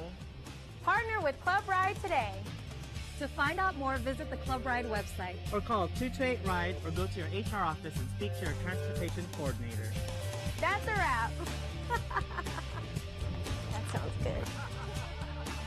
That's a wrap. Or can I do like Janis Joplin? That's all, folks.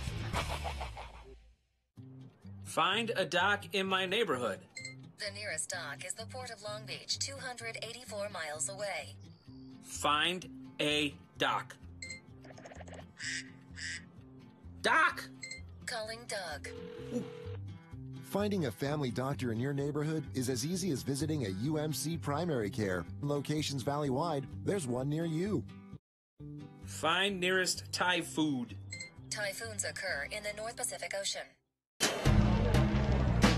The sale of marijuana is getting underway in Las Vegas. But where can you consume it? On the Strip? No, not even in your hotel room. At my friend's house? Sure, if they say yes. How about in my camper? Don't consume it and drive. That's dangerous and illegal. Well, out hiking Mount Charleston? No, not in any public spaces. You can't consume it or even possess it at the airport either. At the bar or a nightclub? No, not there either. Visit ClarkCountyNV.gov for more information. Be informed, be responsible.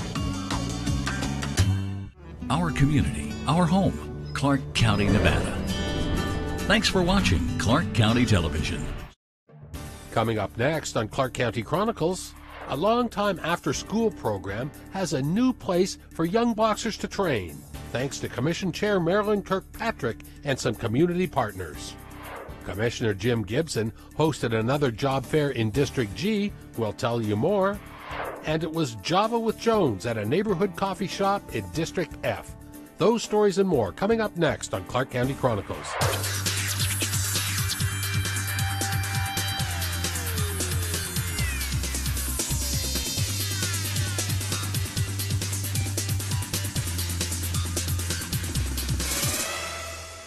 Hello, I'm Randy Swallow. Welcome to Clark County Chronicles.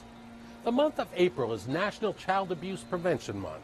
I recently sat down with one of Clark County's Assistant Directors in Family Services, Judy Tudor, to learn more about how the department is making Clark County a better place for children and families. Judy, thank you so much for joining us. The month of April, as we say, is Child Abuse Prevention Month. What does this month mean to you or anyone in the child welfare business? Sadly, it's a busy month for us, and we get a lot of calls about child abuse and neglect, obviously all year long. Our hotline probably fields thousands and thousands of calls every month, and we screen those calls to determine what is suspicious of abuse and neglect, and ultimately go out and investigate a good percentage of those. But it's a very busy month for us in child welfare. I know something that is very prominent on your website are the protective factors that relate to child abuse prevention. Talk to me about some of those. Yeah. During Child Abuse Prevention Month, and really all the time, we like to talk about various things that we can do to help prevent child abuse and neglect. The reality is that most child abuse and neglect happens within the family system. And so we talk about these 6 protective factors as things that we can do to try and prevent child abuse and neglect. So the first factor really has to do with nurturing and attachment. The first few years of a child's life are critically important to them. It's critical brain development that's happening, and a consistent caregiver is really important for children and for parents to have that attachment to their children. And it really kind of sets the stage for how they interact with that child and how that child responds to them throughout their life. So when a child is crying or needs something, a parent's ability to meet those needs and respond is critically important. The second protective factor is really about parent knowledge and having an understanding of child development. Kids don't come with manuals, and parenting is really hard. For anyone who is a parent, you know it's a challenge. And so any opportunities that parents have to learn more about how to parent their child at different developmental stages is critically important. At Clark County, we offer free parenting classes through our Parenting Project program that anyone in the community can call us at 702-455-5555 5295, and they can access parenting classes. There's a link on our website as well that people can look into that. So that's a great resource because kids don't come with manuals. If you want to learn more about basic parenting skills or more complicated issues, parenting teens, which can be a challenge in and of itself, you can get more information there. The other protective factor is around parent resiliency. And what this is really talking about is a parent's ability to kind of bounce back from situations. Kids will sometimes test us and push our buttons. And our ability to understand they are children and we are the adults, and we have to kind of put our own needs aside to meet our children's needs is critically important in being able to prevent child abuse and neglect from happening. And then the fourth protective factor is about support and connections. So having those other parents that you can talk to, family, friends that you can reach out to just say, man, today was a tough day with Timmy. Here's what happened and here's what I'm trying to do. Any advice that you can give. Along those lines, the fifth protective factor is about concrete supports that families oftentimes need just to meet basic needs. Food, clothing, shelter.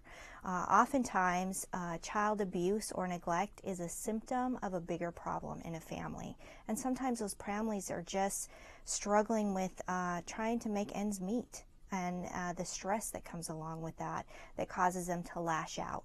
No parent ever wakes up in the morning and goes, you know, today's the day I'm going to abuse my child, right?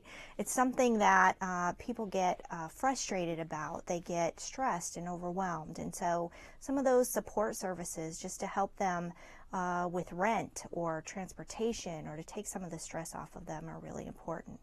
And then the last protective factor is really about understanding your children and children being able to express their feelings and parents really encouraging them to express their feelings. Talk about how they're feeling, empathize with what they're going through, and being able to provide some guidance that hopefully they've gotten from some of that parenting knowledge that they've gained. Obviously, outside of the family situation, well, let's bring this back a little bit, like Homeland Security, see something, say something. That pretty much pertains to people in the child welfare, that if I'm out in the public and see something that doesn't say right, I could hit one of those hotlines or do something, and I shouldn't hold my tongue, right? Absolutely. If at any point in time you are concerned about something you see happening to a child, you should absolutely contact our Child Abuse and Neglect Hotline. Our Child Abuse and Neglect Hotline is staffed 24 hours a day, 7 days a week.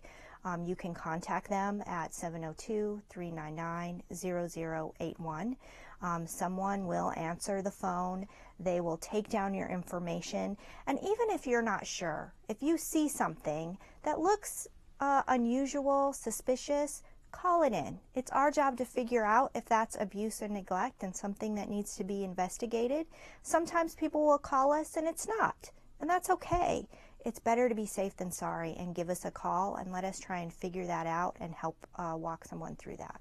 You talked about the Parenting Project classes. These are for all, there's several different classes for all different age groups, and some of these classes aren't just for a child that is in trouble, right? This is to teach you maybe to be a better parent or how you can better interact with your child. Is that right? Absolutely. These are for any parents in the community. I know when I was a new parent, I read every book I could get my hands on, right, to try and understand what to do, how to parent. And these are classes that help anyone in the community with those kinds of things. You're curious about, we get a lot of parents that struggle in parenting their teens. There's a class that we offer where the parent attends and the parent and teen attend together on some of those sessions, just to learn how to communicate better, to work with one another through that difficult teenage stage where, teenagers are trying to assert their own independence, and parents are still trying to help them stay safe and help them work some of those issues out. So there are classes for how to care for an infant if you're a new parent. There are classes for how to care for toddlers, for school age. So yeah, they offer a lot of different resources for any parent who just needs some extra help and support in trying to work their way through being a parent. We definitely use evidence-based curriculum in our parenting classes because we want to give our community the best possible chance in their parenting.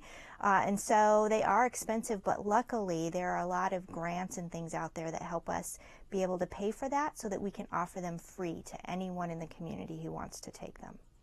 So just there's numbers on your website they can find out any of those? Absolutely. On the website you'll find a link to the types of classes as well as when and where they're being offered, and you can always contact us directly at 702-455-5295.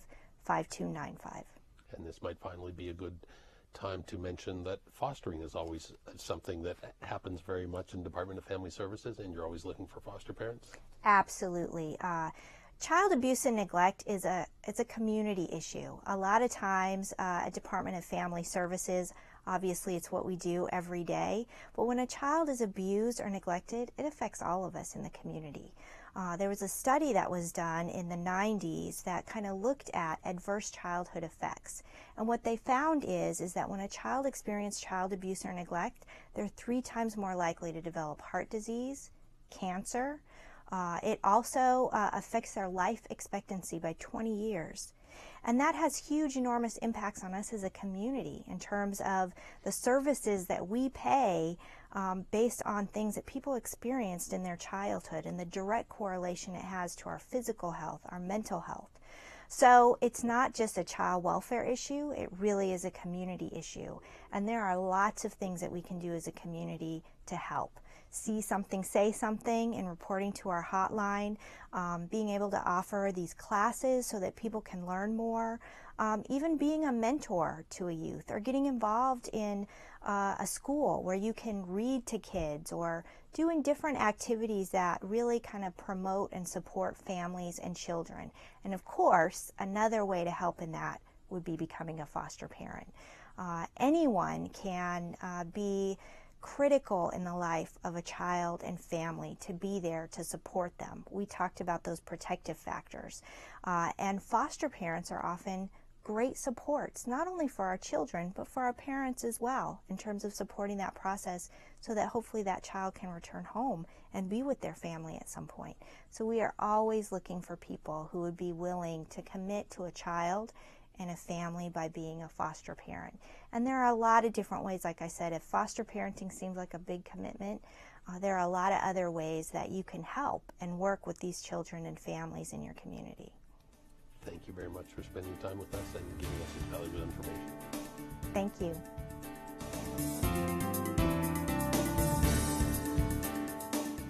An old county firehouse is now a new free boxing facility for hundreds of young pugilists. Thanks to Clark County, a local trade union, and a certain soon-to-relocate National Football League team. But this gives an opportunity to change their lives. You know, we create champions of life here. Jose Benales doesn't pull any punches when it comes to describing what he teaches the young boxers, both inside and outside the ring. Benales is the president, manager, coach, trainer, cornerman, and probably has a few more titles at the Center Ring Boxing Organization. He's been the undisputed champion of the after-school youth program since 1994. Still doing the same thing, helping youth stay out of trouble, mentoring, hopefully they get a better education, improve their grades in school, graduate, do something with themselves, and find something productive. And that's what our goal is. If they make it, boxing and stuff, that's fine. But our main goal is, working with youth 18 and under. On average, 80 teens drop in daily. Staying off the streets and getting good grades in school while absorbing punches and boxing lessons is the goal of the Center Ring Club. Joshua Estrada has honed his skills here for years. I like it a lot because if it wasn't for boxing, I don't think I would be where I am at right now. I've improved a lot. Let's say if I was doing bad in school, my coach actually talks to me. Like, he helps me out school-wise and in boxing-wise. So yeah, I include him like family, The club has had several locations over the years, and a new home was needed in 2018. The old County Fire Station 20 became shuttered and relocated a few years ago. The Down for the Count building became a nearly worthless piece of inventory for the county, and a strong team of partners, including the Oakland Raiders and the Laborers Union Local 872, helped turn an old dilapidated fire hall into a 2-ring boxing gym. It's a phenomenal partnership. So we were able to take a building that we had that we were actually going to demolition, and there was a real need in the community for something for kids to do. We have high gang activity here, so where could we get them into a constructive place? So we actually gave this to the nonprofits, and then they were able to bring in not only many of the kids that spar here, but many of the organizations, the labor organizations across the valley were able to come in and help make this workable so that they could actually do what they do best. Commission Chair Marilyn Kirkpatrick threw a few verbal power punches and convinced the Raiders to donate thousands of dollars worth of weights and boxing equipment. And Local 872's Marco Hernandez spearheaded construction efforts to bring the old building up to code. That included a major renovation, including new walls, roof, and plumbing. We had to leave the last place. The owners wanted to expand their company. They needed the space to expand what they were trying to do, so we were out the door. So if there wasn't for the laborers and the Raiders and Clark County, finding us a home, then we would have been closed down and we wouldn't be able to give the opportunity for youth, because we don't charge them to train. So we just barely started a $10 yearly fee, so they don't pay no monthly fee. They don't pay to be trained. It's all free. Thousands of kids have passed through the Center Ring Club over the decades, and Jose is proud to have helped instill physical and mental toughness into the lives of his students, learning from knockdowns as they enter adulthood. There's a lot of doctors, lawyers, and everything that went through a program like ours somewhere in the country, that became doctors, lawyers. There's a lot of testimony on that. So, it's a great stepping stool for youngsters, especially, it's always been known as a poor sport. So it attracts a lot of youth that would have been in gangs or mischiefs or, just something that, that makes them do bad things, but this gives them an opportunity to change their lives, to stay out of trouble. And this place is so successful that Commissioner Kirkpatrick plans to add other youth facilities in the second shuttered building, creating programs for aspiring chefs and mechanics. One of the things we're doing with the rest of this campus is we're working with social services in Clark County School District, because we are going to demo the other part, but we're going to put an auto mechanics and a culinary center here so that the kids that are in our juvenile justice, they can actually come here and get certified, report in, and continue to do move on in their life in a positive way.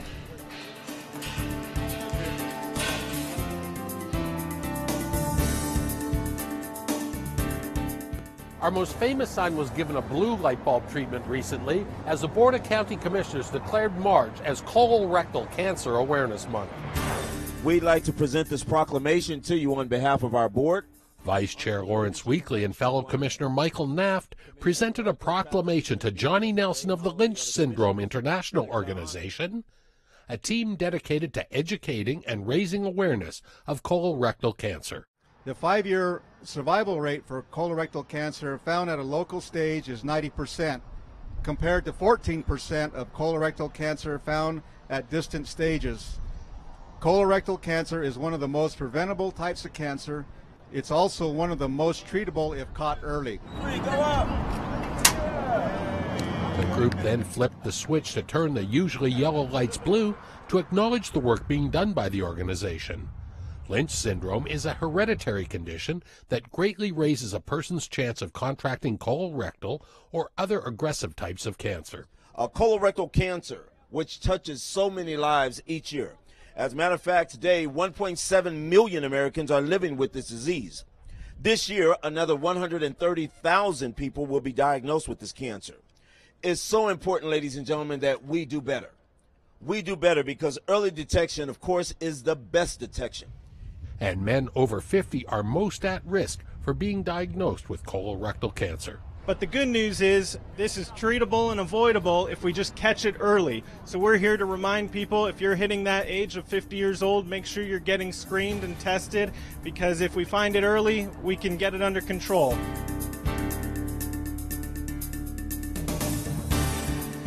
Commissioner Justin Jones is actively reaching out to his constituents. The most recent example was a Java with Jones meet and greet event here at the Neighbors Coffee Shop in District F. We all know a proper coffee shop is stocked with delectable sweet treats, strong cups of joe, and the din of lively conversation. And on this day, Commissioner Justin Jones hardly had time for a bite or a sip as he opened his ears and chatted with residents about the most pressing issues in District F. Well, I think that this is what the job's all about. It's about getting out there and hearing the concerns, and so that they can filter up so that we as a county commission can serve the people that live in our area. The commissioner listened and answered questions about zoning, transportation, and parks, the typical neighborhood queries. But he was a bit surprised by many people's concerns about short-term rentals, such as Airbnb, which are illegal in Clark County. I think the gravity of some of the short-term rental issues was even worse than I expected. I saw a couple of pictures of people with projected lights up on their house that were used as basically a club in a neighborhood. So I think definitely something I'll be following up on. Clark County's code enforcement team works diligently on a program called STREET, which stands for Short-Term Rental Education Enforcement Team. The officers actively investigate all claims of landlords using residents as hotel rooms. The Street Squad's goal is compliance, offering education to homeowners who might not know they are breaking the law, and fines are levied as a last resort against the property owners, not the renters. Citizens have many other ways of contacting Commissioner Jones anytime. Residents are encouraged to sign up to receive a free District F newsletter via the county website, ClarkCountyNV.gov. And he also welcomes followers on his Twitter handle, @JustinJonesNV.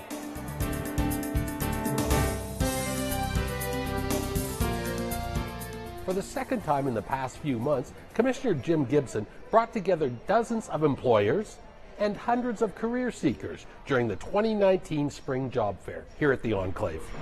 Our hope is that they find lots of you opportunities, okay? Commissioner Jim Gibson welcomed a few hundred keen career seekers who arrived at 9 a.m. sharp. Thank you. Have a great one, too. I'm Vicki. This was the latest community job fair sponsored by Workforce Connections and other organizations of employment experts. The event gave job searchers a chance to shake hands, meet potential new employers, and drop off resumes in hopes of being hired. A career fair provides face-to-face contact and is a much more effective way to find a job than an internet interaction. You know, we have 845 pre-registrations, people who are seeking different employment or seeking employment themselves. 78 employers here today. This is the largest we've seen. And we're here at Enclave, which is a phenomenal facility, and it's perfect for this. The Clark County Fire Department set up a booth, just one of the local government entities seeking to hire. You're hiring on the spot, huh? Many small businesses are always on the lookout to improve. We are looking to fill about 30 positions that we have open. And even larger companies that have thrived since the 1950s, such as Binions and the Four Queens. They keep a constant search open for quality new team members. I can find a lot more candidates, or a lot more candidates can find me. So I get a lot more resumes come in, and I can disseminate them to the hiring managers, and we usually find with a big fair like this, 2 to 3 hires. The unemployment rate in the Valley is less than 5%, but layoffs are still an unfortunate fact of life. And many people haven't had to hunt for work for years. This sounded really interesting, and I guess because there's so many vendors here, I thought I'd have a good opportunity in finding work. I was laid off my last job in January, so time is of the essence, and I'm trying to find something quick, and I thought this would be a good place to try it. I've never done a job fair before, so it's my first time. Clark County's healthy economy and the low unemployment rate actually means many jobs are being created, and a shortage of qualified bodies to fill them. We still have people that are underemployed. We have a lot of people that are unemployed, and we have employers who are in dire need of finding the right people for them. This is the perfect way to connect them up. Okay, thank you so much. Thank you,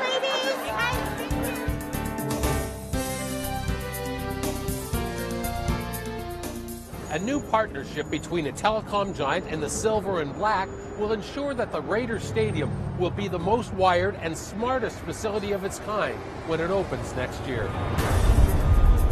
Over at the Las Vegas Stadium, the steel framework is quickly being installed as the 65,000-seat facility progresses closer to completion in time for the football season of 2020. That we've signed a 10-year sponsorship agreement as a founding partner of the Las Vegas Stadium, the future home of the Raiders, and we couldn't be happier. And Cox Communications is now teaming up with Raider Nation, inking a decade-long deal to provide telecom, internet, and Wi-Fi connectivity at Las Vegas Stadium and at the team's practice facility under construction in Henderson.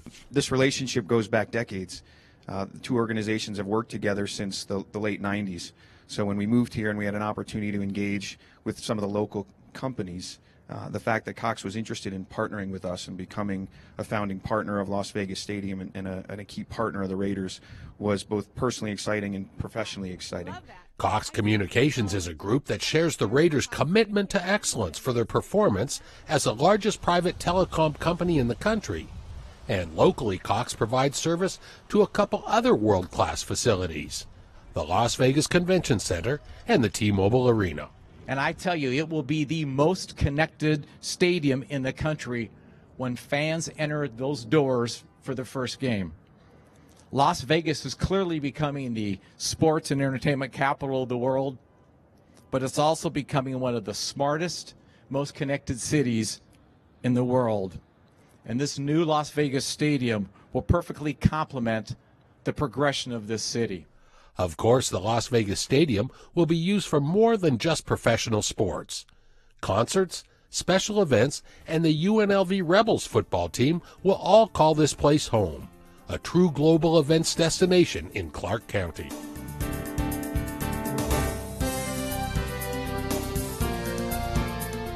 One of the most iconic local concert and entertainment venues has been rockin' and rollin' at Mandalay Bay for 20 years.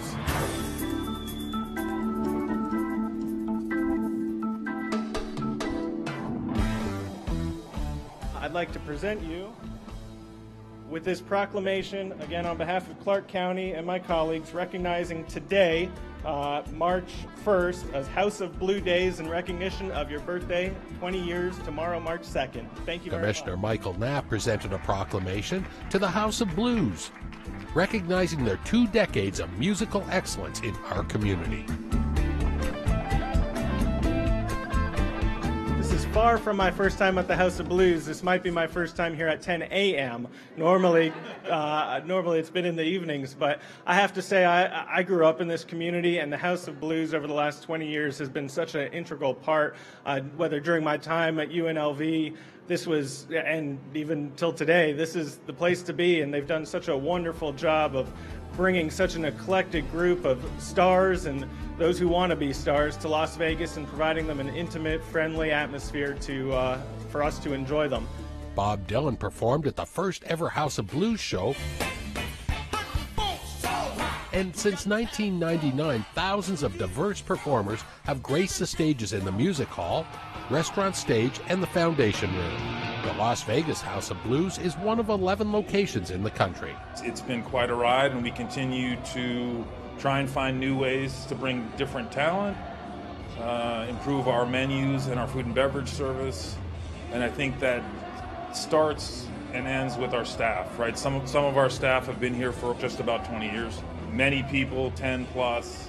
A couple dozen longtime employees joined in the celebration and unveiled a commemorative poster festooned with fans' memories, old ticket stubs, and pictures from previous House of Blues shows. For up-to-date concert listings, menus, and much more, visit houseofblues.com.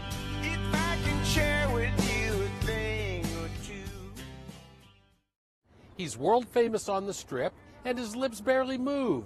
But Terry Fader was thrilled to be honored by the Board of County Commissioners on his 10th anniversary here at the Mirage. I also hear that you travel around the country and brag about us too, so you're an ambassador for Nevada. But on behalf of the Clark County Commission, I wanted to give you a key to Clark County. This is a diamond, so this is very important. Protect that with your life. And I also have a proclamation from all the county commissioners. Commissioner Tick Sagerblom presented a key to the Strip and a proclamation to entertainer Terry Fader at the Mirage recently. The ventriloquist marked 10 years at the hotel, a remarkable run for a talented comedian. Lead us to a place. Guide us with your grace. Fader's ventriloquillo talent extends far beyond the puppets attached to his arm. After winning Season 2 of America's Got Talent, he's wowed audiences with his impressions, comedy, and songs in Las Vegas since 2007. The next year, he became a Mirage headliner and performs nightly in his namesake theater. This is incredibly unbelievable to have the key to the Strip. I appreciate this, and my plans are to stay here for the rest of my natural life and career. So thank you. Well, that's our show. For more information on anything you've seen on this program or anything relating to your Clark County government, visit our website at ClarkCountyNV.gov. On behalf of all of us here at Clark County Television, I'm Randy Swallow. We'll see you again next time here on Clark County Chronicles.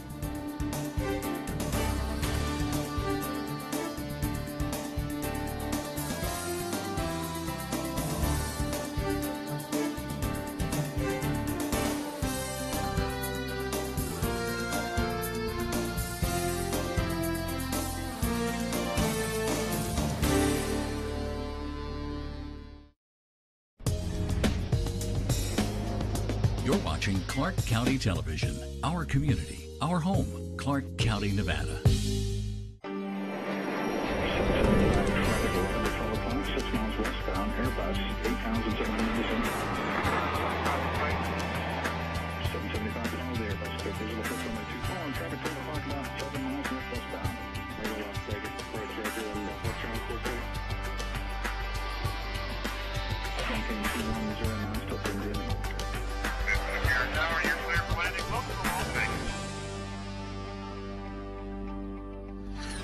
Hello and welcome to Flight Path. I'm Chris Jones, the Chief Marketing Officer at McCarran International Airport. 2018 was an exceptional year for McCarran. We celebrated our 70th anniversary, welcomed record numbers of passengers, and were honored with a prestigious award. Here's a look at the year just ended and some of the moments that made it special. Throughout the past year, the team at McCarran worked hard to deliver a memorable experience for visitors and local travelers. From live entertainment for passengers and beautiful upgrades in the terminals, to supporting the local community and honoring our military, no opportunity to show true Las Vegas hospitality was missed. Hello, my name is Sagay Girmay from Ethiopia. Welcome to my new hometown, Las Vegas. Attention to detail, overall improvements, and a Vegas-only vibe all contributed to McCarran taking top honors in the J.D. Power 2018 North America Airport Satisfaction Study. Good morning, boarding pass and ID. Together with partner agencies, McCarran has kept passengers moving smoothly on their journeys. You know, part of the vision statement of the airport is to be on the cutting edge of technology. New technology like automated screening lanes at security checkpoints, along with new amenities and the completion of $30 million in improvements in Terminal 1, helped McCarran climb in the rankings. McCarran's commitment to service doesn't stop with passengers in the terminals. Helping those in need on a local level is just as important as providing award-winning service to travelers. Thank you. You bet. Last year, the Community Enrichment Team donated time and talent during their off hours to charitable organizations including Spread the Word Nevada, Opportunity Village, and 3 Square Food Bank. It's very heartwarming. It's heartwarming that the ones that have a bit more give to the less fortunate, and it's definitely a lesson to my kids. In addition, employees with McCarran's Landside Operations Division volunteered at the semi-annual Las Vegas Wash Green Up Planting event, helping revegetate a 10-acre site. In support of Las Vegas's tourism-driven economy, McCarran's Voices of Vegas music program brings live entertainment to travelers. An end-of-summer party featuring singers from the Shakespeare Institute of Nevada helped cool things down before the busy Labor Day weekend. Rancho High School's mariachi and ballet folklorico performers welcomed passengers arriving in Las Vegas for Mexican Independence Day weekend, an event that's become a tradition at McCarran. I just love how it makes people feel. It's like it energizes people, makes people happy. Anything that we have to do in our occupation requires us to read.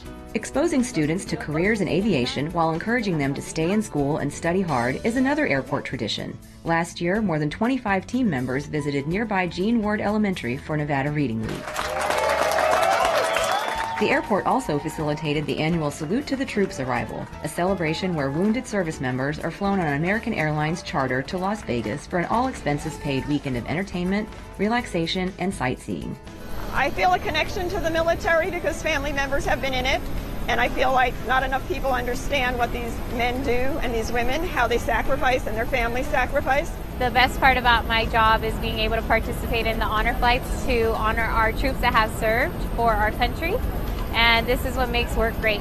Learning opportunities throughout the year strengthen McCarran's commitment to people. Autism causes me to behave differently than what you may think or expect. Autism awareness classes showed the team how to interact with and assist travelers with developmental disabilities, while sessions on human trafficking trained employees in how to identify potential victims and in where they can get help. Year's End saw the return of the student choir from Doris French Elementary School to help kick off the holiday season at the airport. Christmas bells are ringing. Choirs from around the Las Vegas area perform sounds of the season throughout the month of December to keep spreading joy in the terminals. McCarran is the economic engine that drives this dynamic destination. It's an important part of the local, national, and global communities, as well as a hub that bridges passengers and places. And that's why people will always be at the heart of this airport. Well, we hope you appreciated that look back at 2018, and we're going to have a great conversation now talking about some of the highlights from last year and also an opportunity to look forward to what's to come in 2019. And to do that, I'm joined by three very special guests, starting with our airport director, Ms. Rosemary Vasiliadis, Jim Chrisley, who is our deputy director, and Joe Perkowski, who's our chief financial officer. I'm going to start with Rosemary. And Rosemary, 2018, another record year, nearly 50 million passengers. Tell us about what you think is so important about the airport and how it serves a great role for this community. Well, Chris, first of all, I want to thank my teammates here with me because it really takes all of us to keep this dynamic airport going. We were really excited about breaking our all-time record. It's something that is very unique in large airports with the role that we serve. We service a community of a little over 2 million, but we have the pleasure of servicing half of the 42 million passengers that come through town. And that's something that we take very seriously and know that we are part of that experience, you know, part of that first and last look of Las Vegas. So we're very integral in every part of what that passenger goes through here. For a community this size to have the level of service that we have, it really is unprecedented. That's just a testament to Las Vegas and how popular the destination is and the airport's role in that. You know, with 80% of our total passenger count being origin and destination, which means they come to Las Vegas, they leave to Las Vegas. They're not just transferring through our facility. That is a testimonial to the power and the strength of this town. You talked about the appeal of Las Vegas. One of the things that we've seen happening here in recent years is a great increase in people coming from outside the United States to visit this destination. Tell us about how the airport plays a role in that and some of the exciting developments that we've seen with international visitation. Well, it's really exciting to have the growth in international visitation that we have because, first of all, they all fly in. So our numbers have grown just exponentially over the past several years. And even this past year, we were honored enough to welcome 3 new international carriers from all around the world into our destination and through our airport. Again, something that we take very seriously. We look at what they need to process through. We work very closely with our Customs and Border Protection staff. We were able to welcome them through a video welcome, you know, Las Vegas style. And through the corridor, there's old Las Vegas pictures, which our international passengers love. And so we look at each part of that just to make it, you know, Vegas because they're choosing to come here. Turning to you now, Jim, Rosemary talked a lot about the growth, and to be able to accommodate that growth successfully, we've obviously got to look at our facilities. Tell us a little bit about what's in store in the airport in terms of capital improvements, physical improvements, and things that might make the experience that much better for our customers. We've been putting lots of projects and effort into Terminal 1, and we're looking to continue that in the coming year. Our AB gates, we're continuing the project where we're going to be replacing carpet with the shiny terrazzo flooring. We're also looking at the restroom upgrades, enhancing the appearance of our wall coverings, as well as reconfiguring, in A gates at least, reconfiguring our hold rooms to maybe make them more spacious, allow for additional seating, and give them a brand new look. There's been a lot of growth with the carriers and the AB gates. Tell us about why it's important to upgrade that portion of the airport. Yeah, so we've just started a project. We're actually going to expand the number of lanes in the AB checkpoint. And when that's complete, we're going to be able to add these automated screening lanes. Those that travel regularly have noticed we've deployed those already at 3 of our other checkpoints. So this project will allow us to provide that service within the AB checkpoint. And what these lanes do, they provide a more efficient screening process and experience for our customers as they process through the TSA checkpoint. We also know that people like the ability to use TSA pre-check. That will be in the AB checkpoint as well? Absolutely. So as part of the expansion, we're going to have 2 dedicated pre-check lanes for our pre-check customers. Tell us what's in store for people who are leaving the airport, driving on our roadways, maybe taking Uber and Lyft or a taxi. A lot of things are going on in that part of the airport. Absolutely. And one of those areas is our Uber and Lyft pickup areas. That's become a very popular mode of transportation, and we're looking at actually relocating the pickup area in Terminal 1, and we're looking at bringing it down a level to remove that vertical movement requirement for our passengers. Why are the roadways so important for the overall airport experience? People want to be able to know when they leave home that they can make their flight on time or leave their hotel, and when there's congestion on the roadway, that becomes an unknown. We've taken on a study to evaluate our existing roadways and what can we possibly do to improve that flow through the airport. It's the whole experience from door to curb here, then from curb all the way to the gate. We have to look at all of it. If we really want that true exceptional experience, we need to evaluate and improve all those aspects. All right, I'm going to turn now to our Chief Financial Officer, Joe Perkowski. Joe, you get to deal with all of the fun revenue side of the airport, and I think a lot of people don't understand there's so many different ways that we are self-sustaining. And one of those big pieces is advertising. There's a lot in store for advertising in 2019, so let our viewers know about what they might see when they come here. Yeah, you're absolutely correct, Chris. And what you'll see, and it's an ongoing project that's already been started, is we're going to be replacing our old backlit can signs with digital advertising. And what that'll allow us to do is not only put multiple advertisements on one board, but also be able to change out those boards rapidly and therefore increase our revenue. We talked a little bit about advertising revenue. One of the other great sources of revenue for an airport is concessions and retail. As we can see behind you right now, we've added a lot of new stores in 2018, more to come in 2019. Not only did we add these in 2018, but we're constantly refreshing all of the concepts, both retail and food and beverage. And right now we're looking at a big major expansion of our checkpoint in AB, and with that we'll also be refreshing the concepts there. So there'll be a new Shake Shack as well as a Jamba Juice. So right here in the D gates we'll be adding a common use lounge. It's called the Club at LAS. And that's important along with the new duty free that came online in 2018, correct? Yes, the duty free is another critical part of serving our international customers here in D gates. It's very important that we have these revenue sources so we can keep our rates and charges to the airlines low and keep our fares to the destination low. All this conversation, Rosemary, we've talked about things that we're doing to improve the airport. And in 2018, we received a phenomenal validation from a very well-respected outside party that shows that this is working. Tell us a little bit about what that meant and why it's so important to us here at the airport and the community we serve. Well, we ranked #1 along with Orlando as #1 in customer satisfaction. And that's really important to us because we're a discretionary location. So they choose to come here. So to be ranked #1 in large airports is just a huge honor. And so we actually have an airport-wide effort of appreciating the customer, letting the customer know that they are needed, that they're wanted, that they're respected, and that we want them to be served with what they need. Rosemary, Joe, Jim, thank you for joining us. A lot of great things going on in 2018, even more going on in 2019, and we look forward to what McCarran has in store for this community. Every January, tens of thousands of attendees and exhibitors descend upon Las Vegas for one of the world's largest annual trade shows. Here's a look at how the team at McCarran prepares for the influx of visitors. The International Consumer Electronics Show, or CES, has become one of the biggest events of the year for Las Vegas.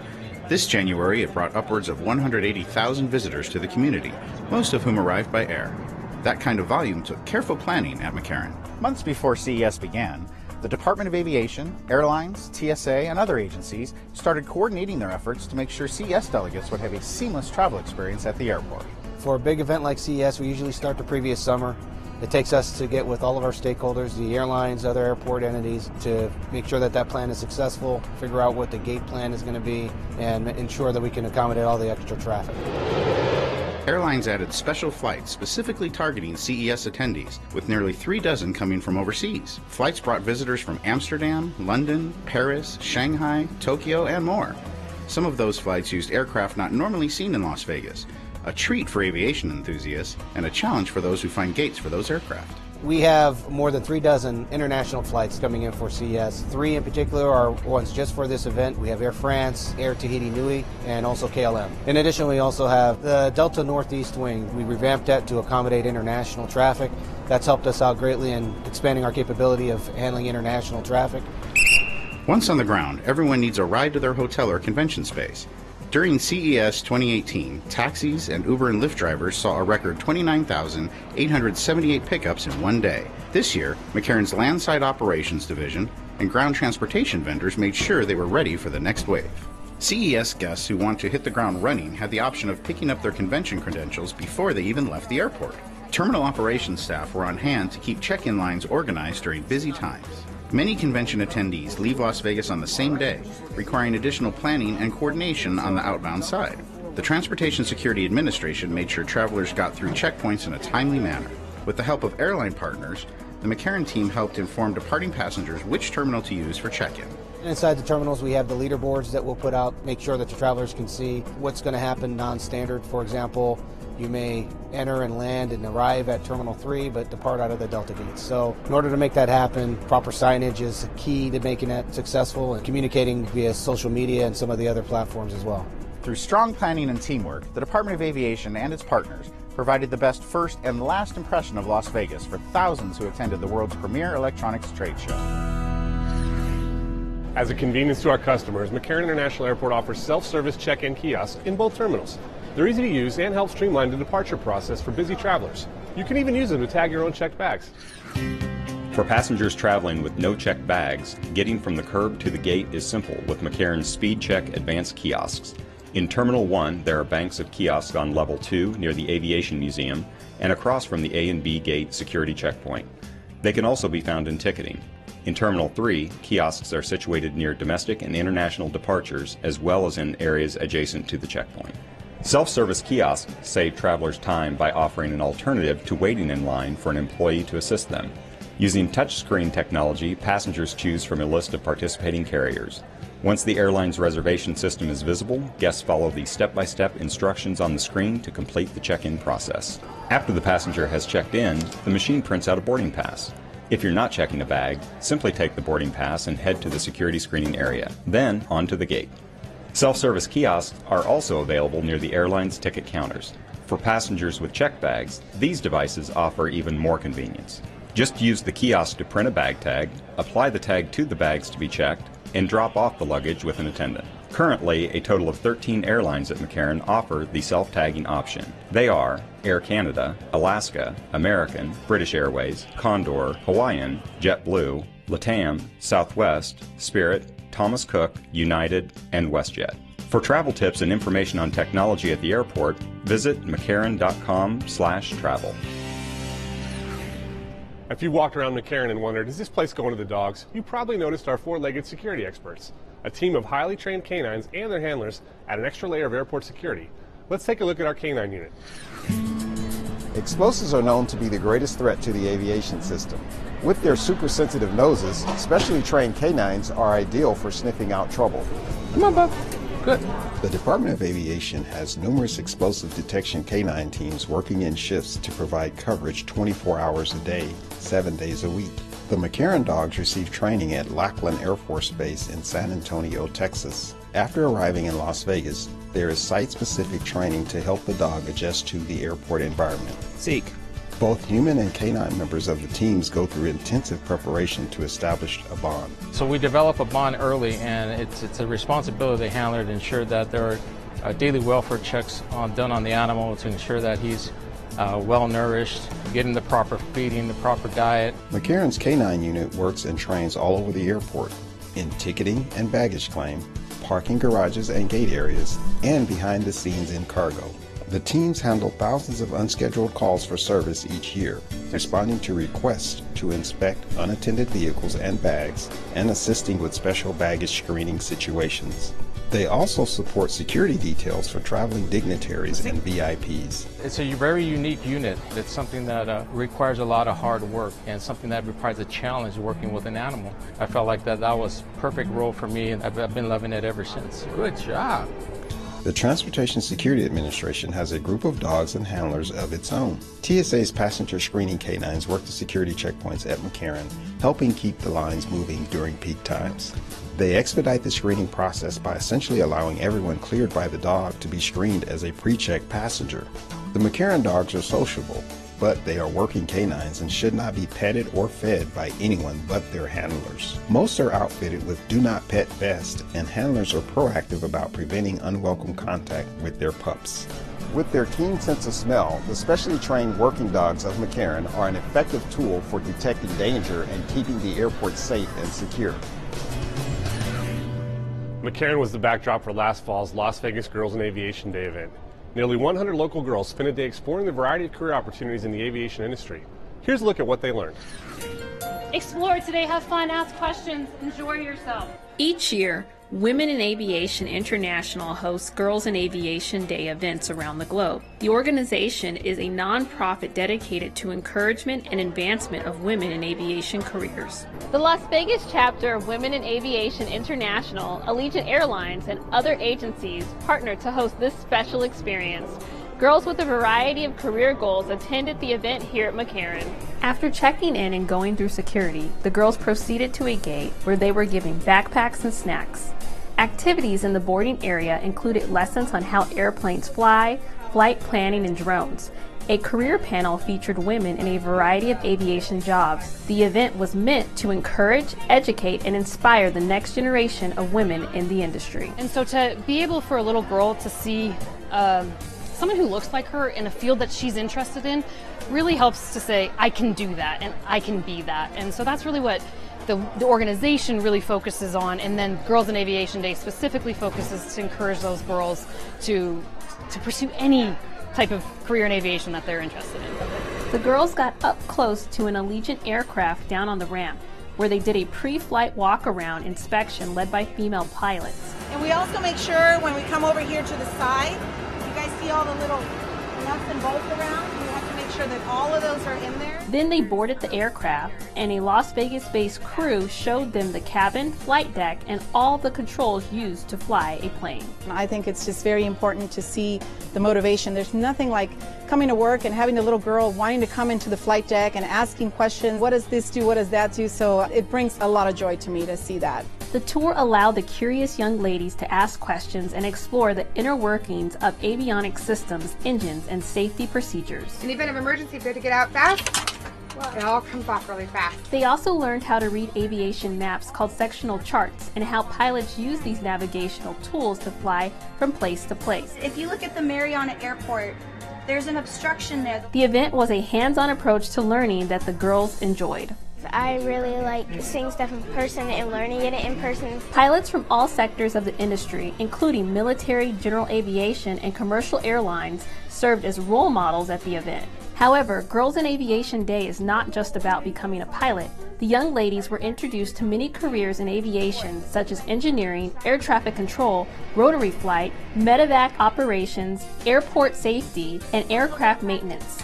From speaking to professionals one-on-one to seeing planes up close, the day was packed full of lessons the girls will not forget. I've been on a lot of planes, and I'm interested to see because a lot of people in my mom's family had to do with planes.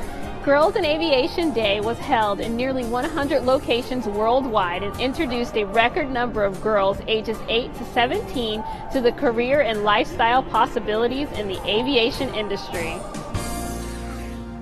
To reach out to our growing number of Hispanic customers, each episode of Flight Path features a segment in Spanish with English subtitles. Here's Gabriela Muro to tell us more about how travelers can find good food on the go and a look at the wide range of meals and snacks that meet a variety of dietary needs and preferences. Los aeropuertos son lugares donde los clientes tienen una variedad de opciones de comida. McCarran cuenta con una gran variedad de opciones para el viajero, desde comidas para llevar, bocadillos y restaurantes para sentarse. Para los clientes que tienen alergias a los alimentos o aquellos que simplemente prefieren seguir una dieta específica, Los restaurantes del aeropuerto ofrecen opciones veganas, vegetarianas y sin gluten. HMS Host is really engaging with our customer, and our customer are health focused. They're really looking for those options. Los clientes que buscan comidas bajas en calorías mientras viajan pueden visitar el PGA Tour Grill. Aquí, los alimentos del menú incluyen las ensaladas griega, el salmón a la parrilla y una hamburguesa de pavo. El restaurante también cuenta con la popular ensalada Power, con quiona, tomate, pimientos asados, garbanzos, rúcula, aguacate y hierbas frescas, para ofrecer a los viajeros conscientes de la salud más opciones. HMS Host introdujo recientemente una nueva gama de comida, aperitivos y bebidas. We have developed with several nutritionists is paleo boxes and lunch boxes and protein boxes. They're all under 500 calories, no high fructose corn syrup, no added sweeteners. It's really that experience to be able to go into an airport and eat healthy. Las comidas que come bien y viaje más lejos están disponibles en los kioscos Fresh Attractions. Hay alimentos y bebidas basados en las tendencias populares de bienestar, como las bebidas probióticas, orgánicas, los bocadillos saludables como las chips de col rizado, los garbanzos asados y las frutas secas orgánicas. Las cajas de bentón como la lonchera vegana, las cajas de bocadillos paleo y la lonchera de proteínas, también amplias las opciones saludables para los viajeros.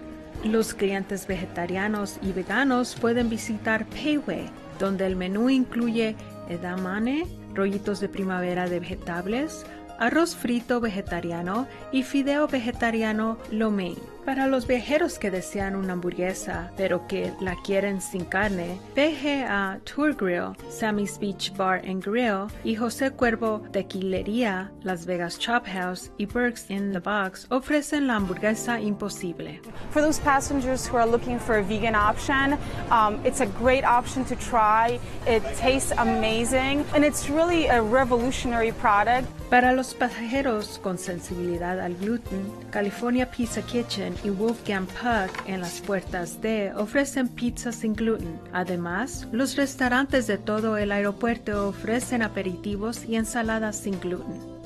Para obtener más información, visite nuestro sitio de internet mccarran.com para conocer las opciones de restaurantes disponibles en McCarran.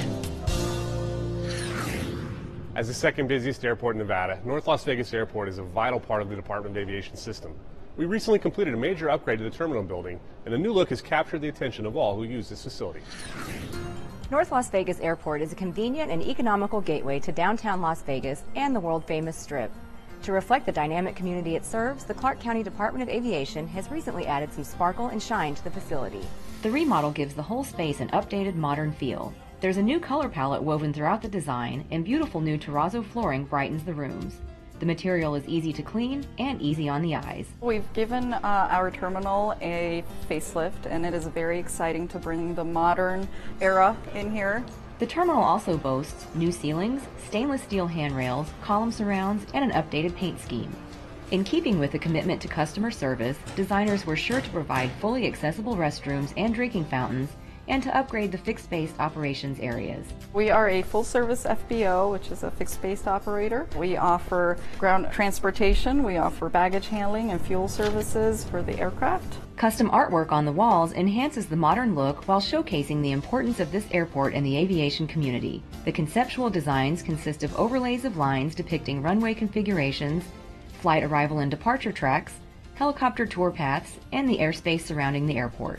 With its modern new design and team of dedicated professionals, North Las Vegas Airport is poised to soar into a successful future serving its customers and the community. Airports can be a challenging environment for individuals with intellectual or developmental disabilities. To help educate and make McCarran more accessible, we've worked with Magnus Mode to offer a customized mobile app. It helps people with autism and other special needs navigate the airport. For some, the hustle and bustle of a popular airport like McCarran can be exciting, but for travelers with special needs, the sights and sounds can be a bit overwhelming. To make the travel experience more accessible, the airport has partnered with Magnus Mode to offer a mobile app for passengers who require extra assistance. The technology uses a series of photos and instructions, known as Magnus cards, to guide users through everyday experiences. The app features a character named Magnus. Users can choose the custom McCarran tab and follow Magnus on a journey by swiping through the photos to learn about checking in, security screening, finding a restroom, boarding an airplane, and baggage claim.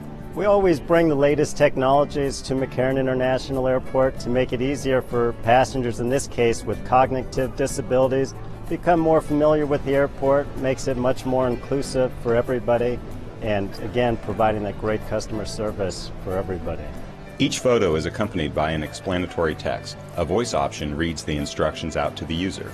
Special needs travelers who download the app can use it to get familiar with travel experiences before going to the airport or as a how-to during their actual trip. They're able to see fun, interactive cards that they can learn about the airport. So before they come, they already know where different things are, how it operates, and then when they get here, it guides them through the airport, and so they feel comfortable that they've seen it before, and it really helps them have a good experience.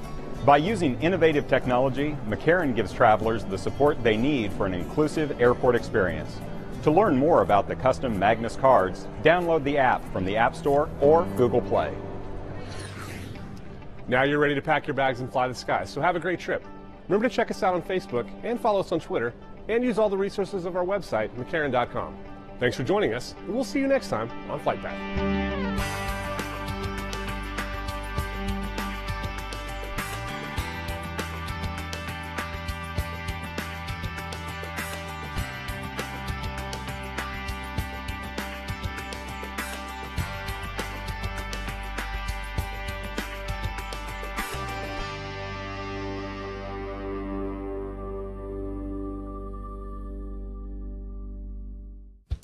Hello, I'm Michael Knapp.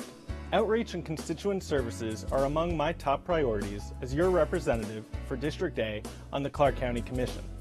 Several state legislators are joining me in hosting a series of informal meetings with residents to hear your concerns, provide information, and discuss possible solutions. For more information, please visit ClarkCountyNV.gov or call me at 702-455-3500. You're watching Clark County Television, our community, our home, Clark County, Nevada. Coming up next on Where Fun Happens, a Wii bowling tournament attracted hundreds of local senior rollers. The County Museum's new exhibit offers an array of amazing artifacts in The Beauty of Purpose, Utilitarian Arts of the Paiute People. And the Clark County Shooting Complex offers more than firearm recreation. Come on out and learn how to use a bow and arrow. Those stories and more coming up next on Where Fun Happens. Clark County is enriched by parks, facilities, programs, and services. And Clark County's Parks and Recreation Department proudly offers all of these to you.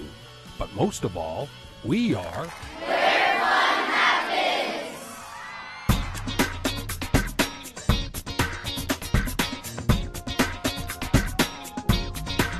Hi. My name is Russ Thompson, Recreation Cultural Specialist for Clark County Parks and Recreation. Our department provides a wide range of different activities and clubs, and we're here today at the Parkdale Community and Senior Center, which is located near Boulder Highway and Land Boulevard, for our semi-annual Wii bowling tournament.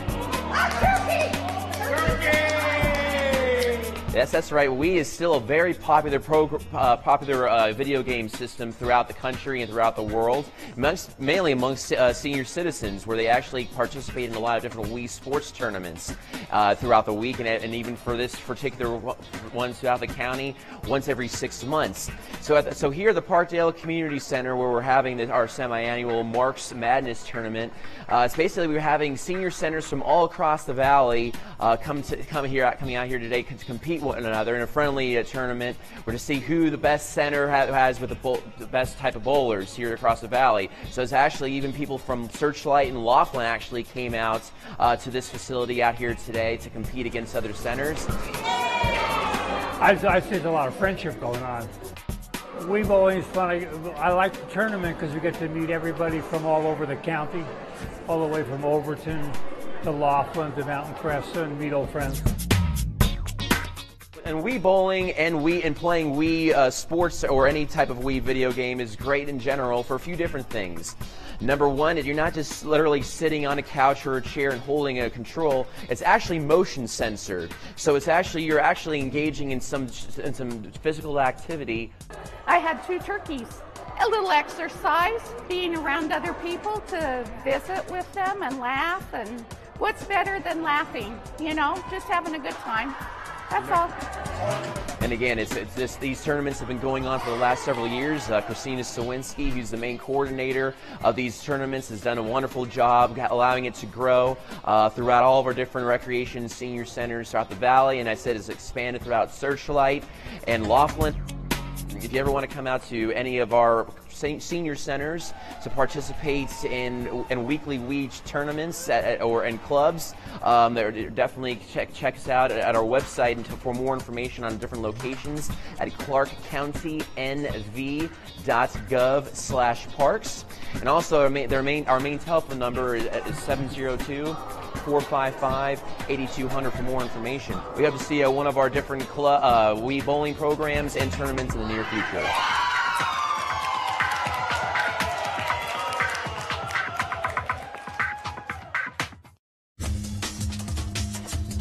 It's the best cultural center in all of Clark County. Welcome to Winchester. Hello, my name is Irma Varela. I'm the program supervisor at Winchester Dondero Cultural Center, and I'm here to give you the news about the center. First of all, let me tell you that the theater is finally going into construction, and they're gonna start the middle of this month in April, and it's gonna be dark for 4 months. We will have a lot of great things coming when the center opens again, the theater opens again, and we will let you know as things progress. Meanwhile, I want to invite you to a picnic on April 21st, and that's a Hawaiian picnic. We're gonna have Hawaiian music, Hawaiian dance, and Hawaiian food for sale. The event is free to the public. It's gonna take place in the park since we don't have the theater. So we hope to see you all on the 21st for the Hawaiian celebration. Come and enjoy with us at Winchester Cultural Center. See you then. Hi guys, this is Adam from Winchester Cultural Center, and I have a bevy of new classes to talk to you guys about. First up, we have our creative writing class. That is from 3:30 to 5 on Tuesdays and Thursdays, starting April 23rd and running to May 9th. That class is going to be $28, and we are excited to see you here. We want to see some new pieces that you've done, or maybe some pieces that you're working on. Whatever the case, work on your creative writing skills and do something new. Second up, we have our Emotions in Motion class. That class is the class held entirely in Spanish. It is from April 23rd until May 9th as well, Tuesdays and Thursdays. That class is 5:30 to 7 and will be $64. Learn the art of expressing emotion through theater, through dance, through your performance. Finally, we have 8 new dance classes that we are starting. They are starting this coming week, so next week is the first class. Those are on Tuesdays and Thursdays, and those run all the way from 10 o'clock in the morning until 7. Those classes are all going to be $28 each, so it's $28 per class, and that's everything from ballet to jazz to contemporary to even a stretching class. Those classes range in ages from 18 all the way down to brand new born babies. So come down and learn to dance with us and do your best. Thank you. Hello, my name is Enma Alfaro, and I'm a culture specialist at Winchester Dondero Cultural Center. Today I would like to talk to you about our senior program. On Wednesdays we offer Cards with Friends. If you're interested in playing and socializing, then this is the place for you. On Wednesdays we also offer Wii bowling. It has recently become a very fun and popular sport among our seniors, so stop by and see if Wii bowling is for you. I would also like to talk to you about the return of our Leaders of the Future program. This is a teen volunteer program. It is designed to focus on leadership skills and job training skills. If you would like to participate, submit your application to Winchester today.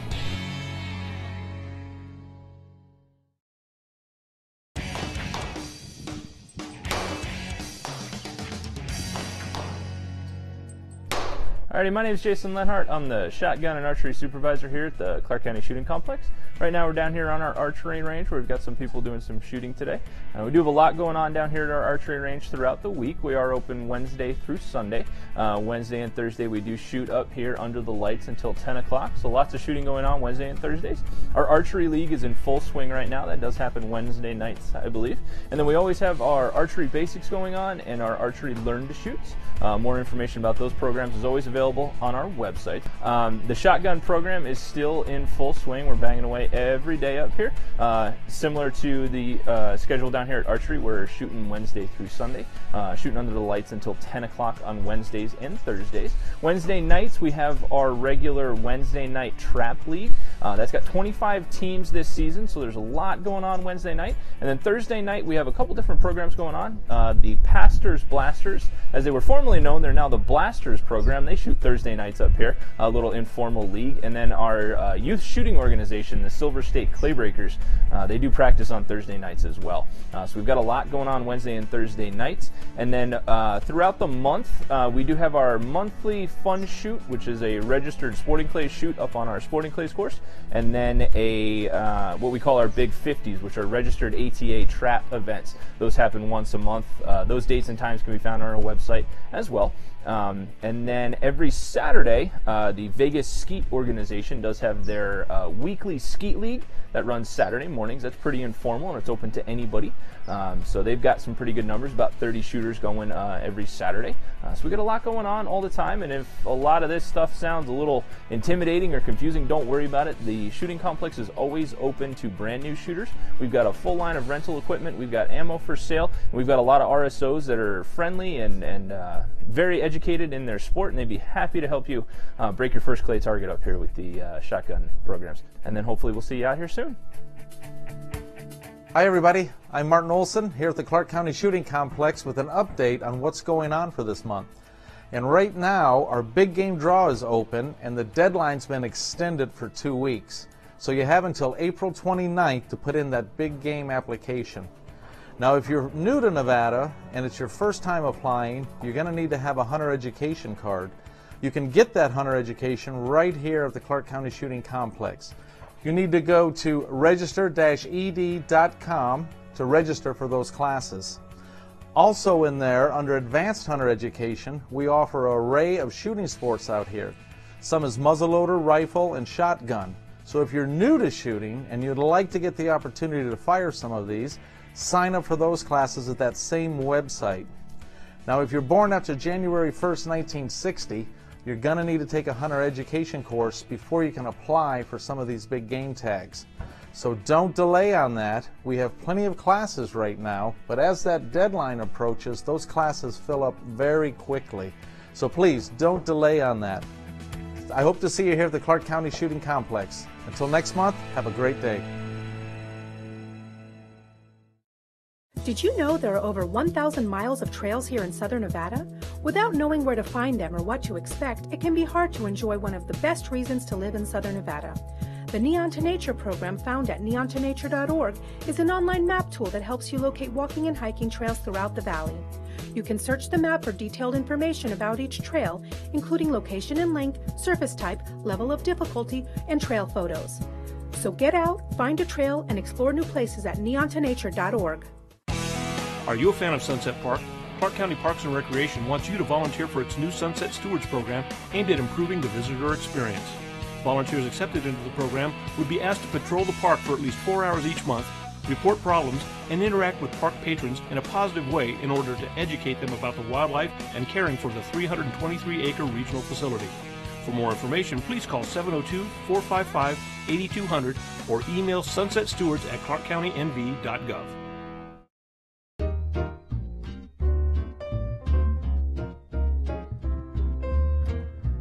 Hi, my name is Russ Thompson, Recreation Cultural Specialist for Clark County Parks and Recreation.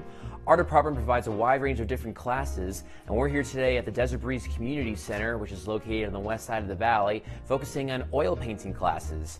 Now, what's great about oil painting classes is a few different things. Number one, in the world of art, you can never mess up because art is technically being creative and expressing yourself in different ways and styles. So what's also cool about this oil painting class is you can pick any style of subject material to choose from to paint. Over here at the Desert Breeze Community Center, our oil painting classes run every Tuesday from 5:30 p.m. to 7:30 p.m. with our awesome instructor, Elizabeth Freeman. She's been a painter for several years, not only here at the Desert Breeze Community Center, but also on the East Coast as well. It's mainly reared for seniors. And what I do is, when I introduce people, I just tell them that not to be afraid. Most people are afraid to get started. They think they have to be a genius when they hear the word oil painting. You don't have, I teach them, I bring samples of pictures and work one at a time, each movement till it's finished.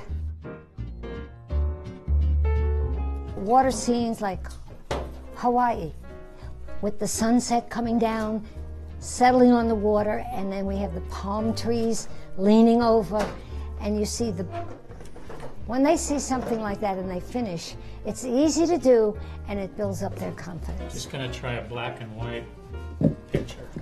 Once that confidence is built, they want to do another one and another one. Then I know it's okay, it's safe to go on to bigger and better things. We just get more and more difficult. Well, I started painting at 6 years old. It got better and better. I used to always enter contests, and I'd win like passes to theaters and movies. I think I won a pass to Alice in Wonderland when I was in grade school. But when I retired from my regular job, 9 to 5, I wanted to do this in the evening.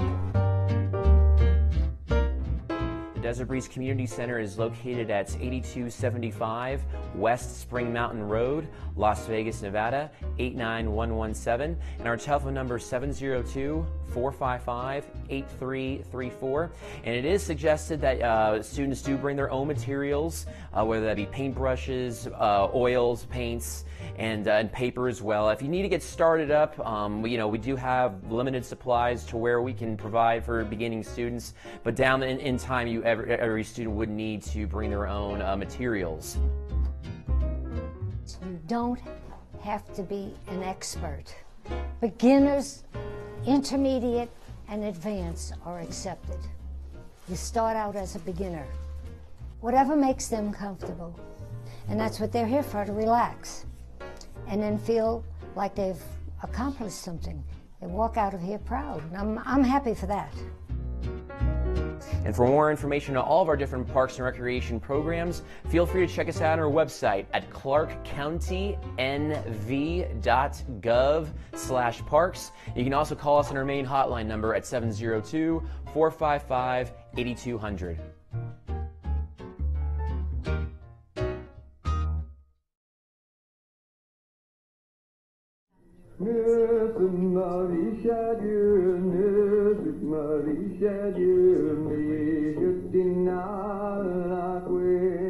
Hello, I'm Mark Hall-Patton. I want to welcome you to the Clark County Museum. This month we're opening a new exhibit. I hope that you will come out to see it. It is The Beauty of Purpose, the utilitarian arts of the Paiute people. Now, Malcolm Vuksich, our curator of exhibits, has put together this exhibit, and he's going to take you through so that you can see some of the artifacts that have come out of our collections and a couple of private collections, and you'll have a chance to see what you'll see when you come out here to the museum. This exhibit, The Utilitarian Arts of the Paiute People, talks about the Paiute people's existence in the Great Basin for 1,000 years. The name Paiute means water ute. The word pai, the root word pai, means water in the Numic language of the people. So how do you carry water when your only materials are stone and twigs and vines and roots? Well, you weave canteens. And one of our display cases here illustrates the number of different types of canteens. So everything in the exhibit here that you'll see today is a small representation of the three branches of the Paiute people. One of the most important artifacts that have to do with water are our duck decoys, which were found at Lovelock Cave in the 1924. These duck decoys indicate that the Paiute people, or the ancestors of the Paiute people, were hunting and gathering for at least 12,000 years. That's how old the archaeologists feel these ducks are. As we go into the exhibit, we're looking at some of the mano and matate and mortars and pestles that the Paiute people used for the food preparation. These are some typical kitchenware. Now in our kitchens today, we have Tupperwares in 6 or 7 different sizes, or Pyrex in 5 or 6 different sizes. Well, the Paiute people also had various sizes of mortars and pestles.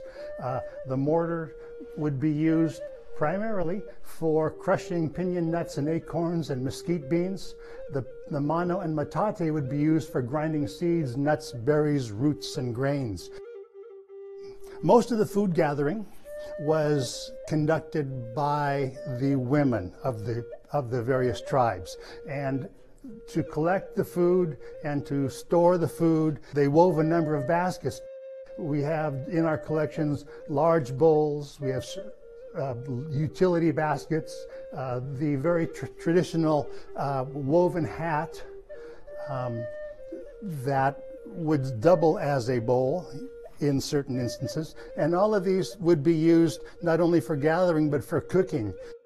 One of the most important annual events was the gathering of the pine nuts or the acorns in the fall. The acorn for the Owen Valley Paiute and the pine nuts for the northern and southern Paiute was an important food source. And these large baskets would have been used to gather the pine nuts from the pine forests or the acorns from the oak forests for the Paiute people. The large winnowing trays would have been used to separate the hulls from the nut meat.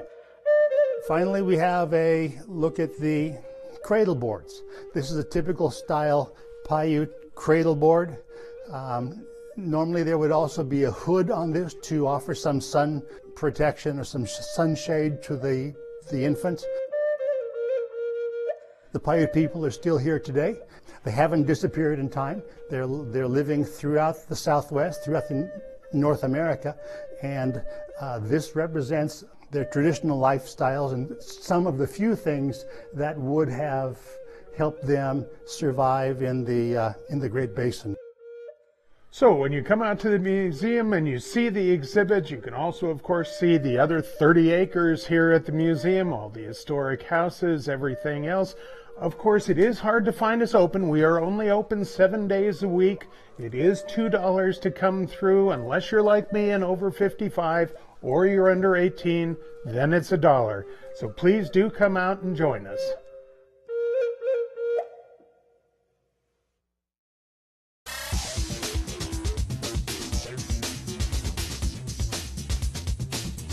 Hi, I'm Aurora Buffington, exercise physiologist and registered dietitian nutritionist here at the Hollywood Recreation Center.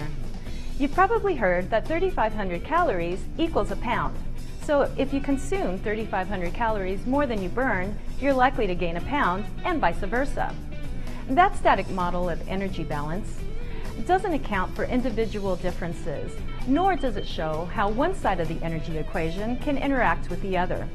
An alternative model, known as dynamic energy balance, provides a better explanation for how our body uses energy and stores it. The static energy balance model is oversimplified. It assumes that energy in or out is straightforward, and a change in one will result in a corresponding state of positive or negative energy balance. Now take an example of positive energy balance. If I drink 100 calories more than my body burns daily from this soda for 1 year, the static energy balance model states that I will gain just over 10 pounds from the additional 36,500 calories. The truth is that as I gain weight, the amount of energy or calories that my body needs increases due to my larger size. So yes, I'll gain weight, but it won't be 10 pounds, it'll be more like 5. Several factors influence the way your body uses energy. Muscle is more metabolically active than fat, so gains in muscle mass will also lead to higher resting metabolic rates, meaning you will burn more calories at rest and over the entire day. The intensity and duration of the physical activity that you perform will also determine what and how much your body burns for energy. High-intensity activity can also suppress your appetite for 15 to 60 minutes after a workout. Your diet also plays a role in dynamic energy balance. Highly refined foods require less effort or energy to digest, while whole foods and those that have lots of fiber require more, increasing the thermic effect of food. That is the amount of energy required to burn that food. Additionally, the macronutrient composition of foods also affects how much calories or energy you absorb. That would include fat, protein, and carbohydrates. Foods with a higher water content weigh more and will fill you up faster than foods higher in fat or sugar, which weigh less. They take up less space and are loaded with energy or calories, making them energy dense. So you see, energy balance is constantly changing. It's dynamic, and you can affect it with diet and physical activity. Another way you can increase your potential for burning more energy while being active is to increase your fitness levels. And a perfect place to do that is at a Clark County Parks and Recreation Center. You can work on increasing your muscle mass by using the strength training equipment in the fitness rooms. Or you can work on building your cardiovascular endurance by taking regular aerobics classes. There are many ways that you, your family, and friends can become more active by using the resources that you can find in Clark County parks, swimming pools, and recreation facilities. Well, that's all for now. I'm Aurora Buffington, encouraging you to move more and eat better by visiting a Clark County Parks and Recreation Center near you, where fitness happens. Hi, I'm Sean C. Jones. I'm an art educator for the last 22 years in Clark County and also a local artist.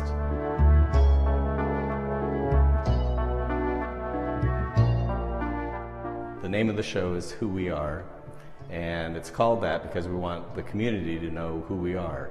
Because people look at a building, that they drive by in Sahara, and it's just KO. I'll say KO at the grocery store, and people, oh yeah, I remember that school. My brother went to that school. It's been there for a long time. But I don't think people really realize what we're doing there. Our students, our choir just yesterday performed at Carnegie Hall. It was a middle school choir. And so I want people to know that our art students are just as good, and bring it out into the community and show it to people. Over here's the 7th grade students, generally, and they did pictures of themselves in black and white, and then above it, what they kind of hope and wish for. One of my favorites that has Cal Arts, which is where all the animators go to, is above her thing, so that's a smart kid there. The hands with the words, those are the beginning students. I felt like the hands are almost as personal as the face, and they're a little bit more comfortable just drawing their hands, so I had them do their hands in various poses. And then they had to think of a word that sort of represented KO to them. And I told them they didn't have to be all high and mighty. So you have a lot of like love and hope and pride and things like that, but we also have pizza and salad bar over there. And those represent our school as much as anything else. And then you have my advanced students did foreshortening, which is actually very difficult to do. And that's where you draw the body at an angle, either from high above or below, and it messes with the proportions of the body.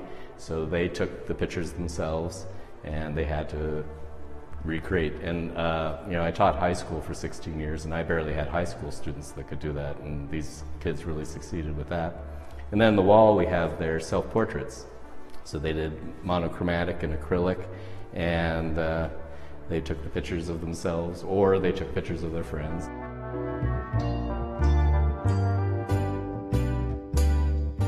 The box is actually borrowed from the Cube project. which was downtown. Our just did a couple of years in a row. And part of it was that you could put your wishes and hopes inside the box.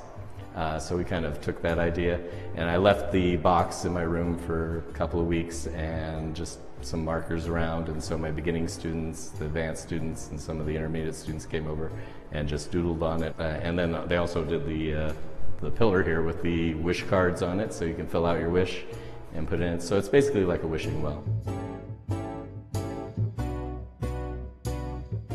Because I was very nervous about it.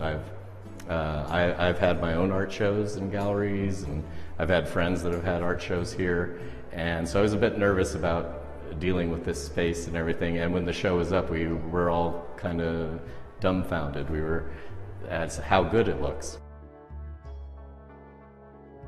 I hope you can come out and see the artwork done by our K.O. Knutson students here at the Winchester Center. It's up until May 1st. There is a reception on April 20th. They'll have all kinds of children's activity here, and our artwork is part of that, and we're very proud of that.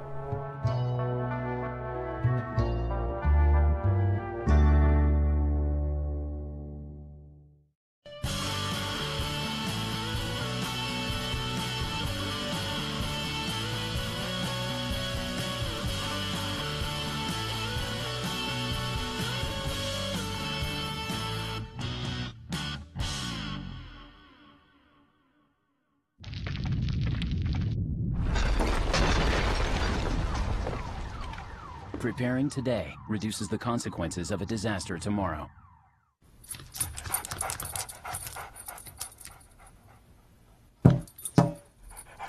There's a shelter pet who wants to meet you.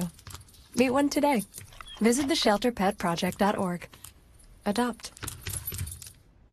I am for the child who lives in motels, cars, and shelters. Now in foster care, a group home, where he sleeps not on a bed, but on a temporary cot. He is the child I am for. I am a CASA volunteer. I am you.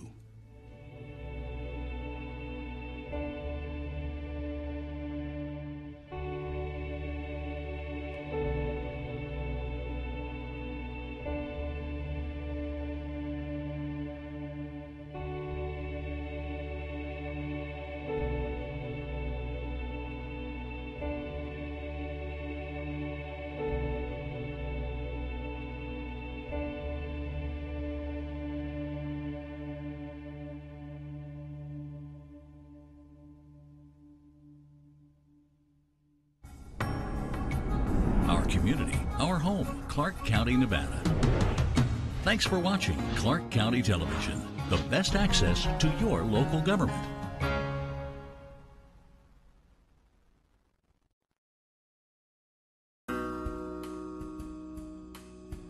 Nevada State Route 169 is located in the northeastern part of Clark County. State Route 169 begins at exit 93 off Interstate 15, continues south through the Moapa Valley, and includes the farming communities of Overton and Logandale. It ends at North Shore Road in the Lake Mead National Recreation Area. Let's take a look at some of the people and places and sights along this rural slice of District B.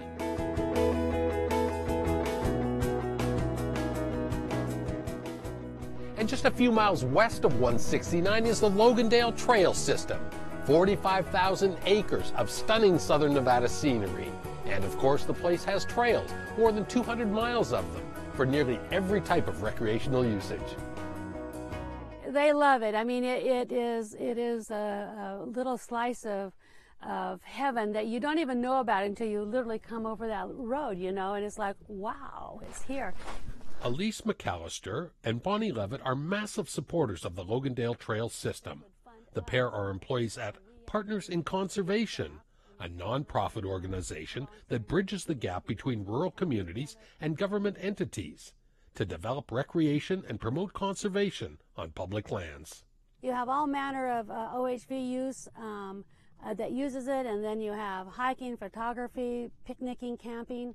We've had a couple of marathons here.